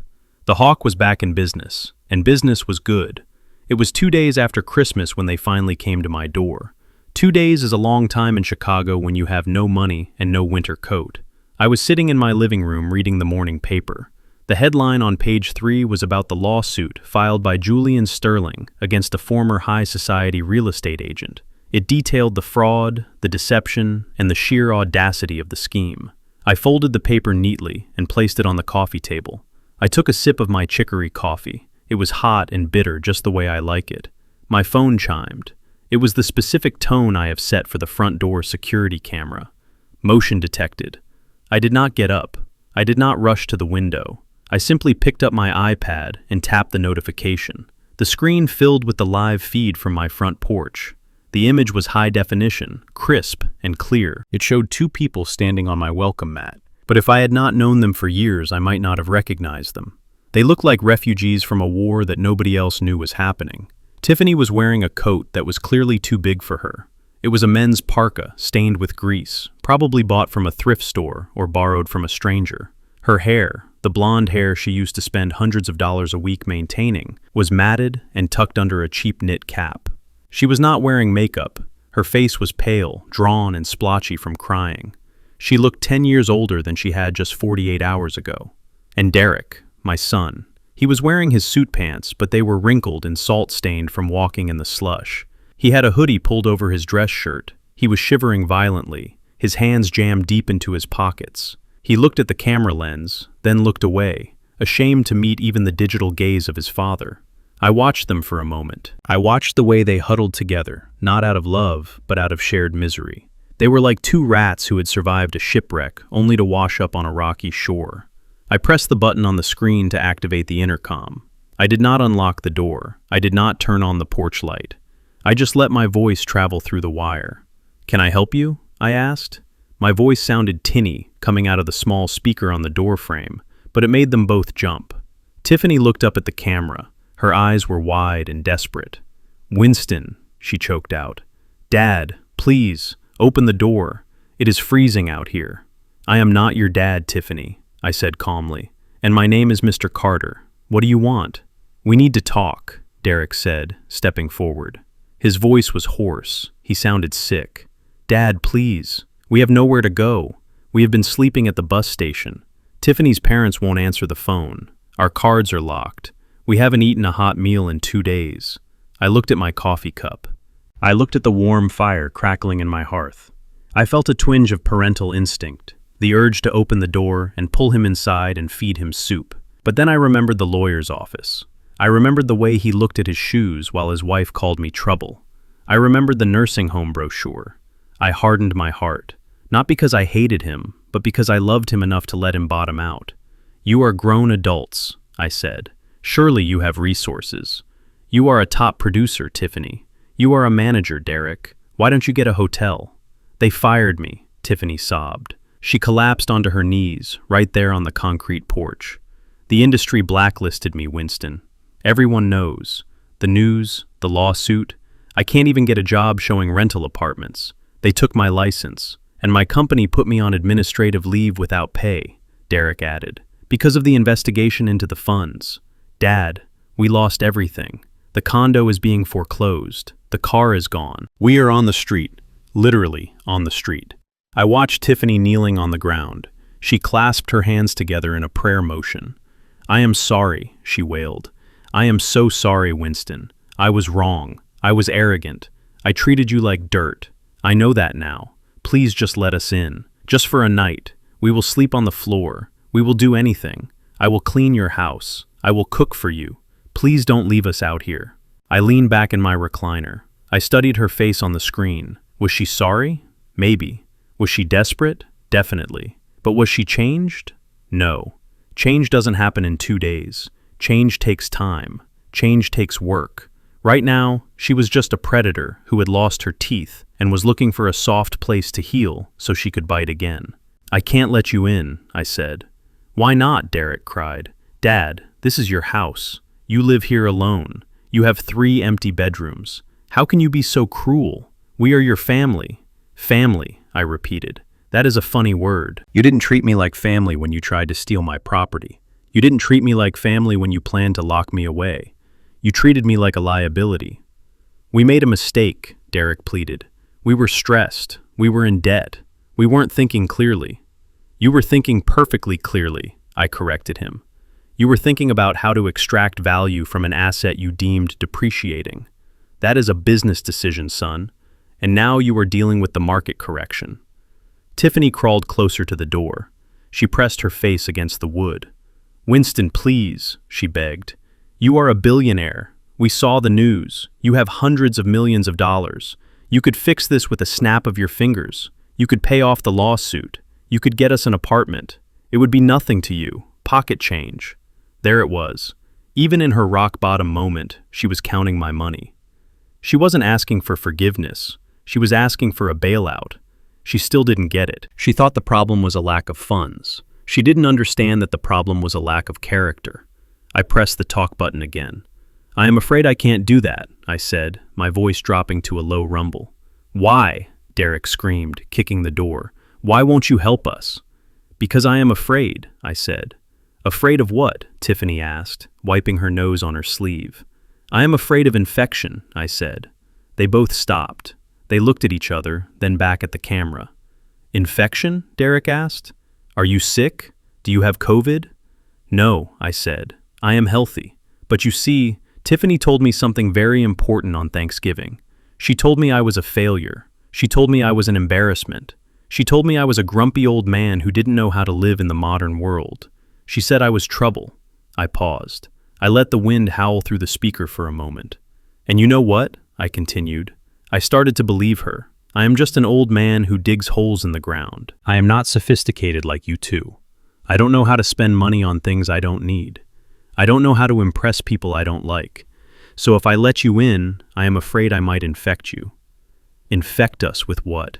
Tiffany whispered. "With failure," I said. "I might infect you with the terrible disease of hard work. I might infect you with the virus of accountability. I might infect you with the plague of living within your means. And I know how much you two hate those things. You are allergic to them. If I let you in, you might accidentally catch some dignity, and I would hate to ruin your reputation as victims." Derrick stared at the camera, his face twisted in a mixture of confusion and rage. "You are mocking us," he said. "We are starving, and you are making jokes." "I am not joking, son," I said. "I am dead serious. You two have spent your whole lives trying to avoid the kind of life I live. You ran from it. You looked down on it. Well, now you have a chance to build your own life. You have a blank slate. You have $0 and zero prospects. That is exactly where I started when I came to Chicago in 1968. I leaned closer to the microphone. I had a shovel and a pair of boots, Derrick. That was it. Nobody opened the door for me. Nobody wrote me a check. I slept in the bus station, too. I ate out of garbage cans, too. And you know what? It made me who I am. So I am giving you a gift, I said. I am giving you the opportunity to become someone real. Go out there and find a job. Any job. Wash dishes, sweep floors, dig ditches. Earn a dollar that actually belongs to you. And once you have held that dollar in your hand, maybe then you will understand why I wouldn't let you steal mine." "Winston, please," Tiffany sobbed. Her voice was weak now. "Just a sandwich. Just a glass of water." "There is a shelter on 47th Street, I said. "It is called the Good Shepherd. I know it well. I donated the money for their new kitchen last year. They serve lunch at noon. The soup is hot and the bread is fresh. They don't ask for ID and they don't check your credit score." "You want us to go to a homeless shelter?" Derrick whispered. He looked horrified. "It is good enough for the veterans you tried to rob," I said. "It should be good enough for you. Go there," I said. "Get in line. Eat with the people you used to ignore. Listen to their stories. Learn some humility. And maybe in a year or two, if you have managed to keep a job and pay your own rent, maybe then you can come back and knock on this door. But not today," I said. "Today, the Bank of Dad is closed. Permanently." I reached out to turn off the iPad. "Dad, wait!" Derrick shouted. "Don't go. Please don't go." I looked at him one last time. He was my son, my flesh and blood. And because I loved him, I had to let him freeze. I had to let the winter kill the boy so the man could be born. "Goodbye, Derrick," I said. I tapped the screen. The image vanished. The connection was cut. I sat there in the silence of my living room. I could still hear faint pounding on the door. It went on for a minute, then two, then it stopped. I walked to the window and peered through the curtains. I watched them walk away. They were moving slower now. They were holding on to each other for support. They were heading south toward 47th Street, toward the shelter. It was the hardest thing I have ever done. Harder than burying Althea. Harder than facing down the Union mobs. But as I watched them disappear around the corner, I felt a strange sense of peace. I hadn't saved them from the fall, but I had given them the ground. And sometimes the ground is the only place where you can find your footing. I went back to my chair and picked up my newspaper. My hands were shaking just a little. I took another sip of coffee. The article about me called me a genius, a visionary. I didn't feel like a genius. I felt like a gardener who had finally pruned the dead branches so the tree could survive. "It hurts," I whispered to the empty room. "But pain is just weakness leaving the body. And God knows they had a lot of weakness to lose. They say you can't go home again, but the truth is, sometimes you just don't want to." I sold the townhouse on the south side 3 weeks after the new year. I didn't put a sign in the yard, and I didn't list it on the internet. I just made a phone call to a young couple I knew from church. He is a carpenter, and she is a teacher, and they are expecting their first child in the spring. I sold it to them for $1. You heard me right, $1 single. I handed them the keys and told them that the only mortgage they owed was to keep the furnace running and to raise that baby with love. The look on their faces was worth more than any wire transfer from a bank. It felt good to pass the torch to hands that were actually ready to carry it. I packed 2 suitcases. I took my photo albums. I took my blueprints. And I took Althea's urn. That was all I needed. The rest of the furniture I left for the young couple. They needed a start, and I needed a finish. I moved into the Silver Oaks. Now don't let the name fool you. This isn't one of those sad places where people go to wait for the end. This is a 5-star resort that just happens to have nurses on standby. It has a heated saltwater pool. It has a library with mahogany shelves that smell like vanilla and old paper. It has a jazz lounge where a guy named Pete plays the saxophone every Tuesday night. When I first toured the place, the director tried to give me the standard sales pitch. She talked about the meal plans and the bingo nights. I let her finish, and then I asked to see the boiler room. She looked confused, but she took me down there. I looked at the piping. I looked at the electrical panels.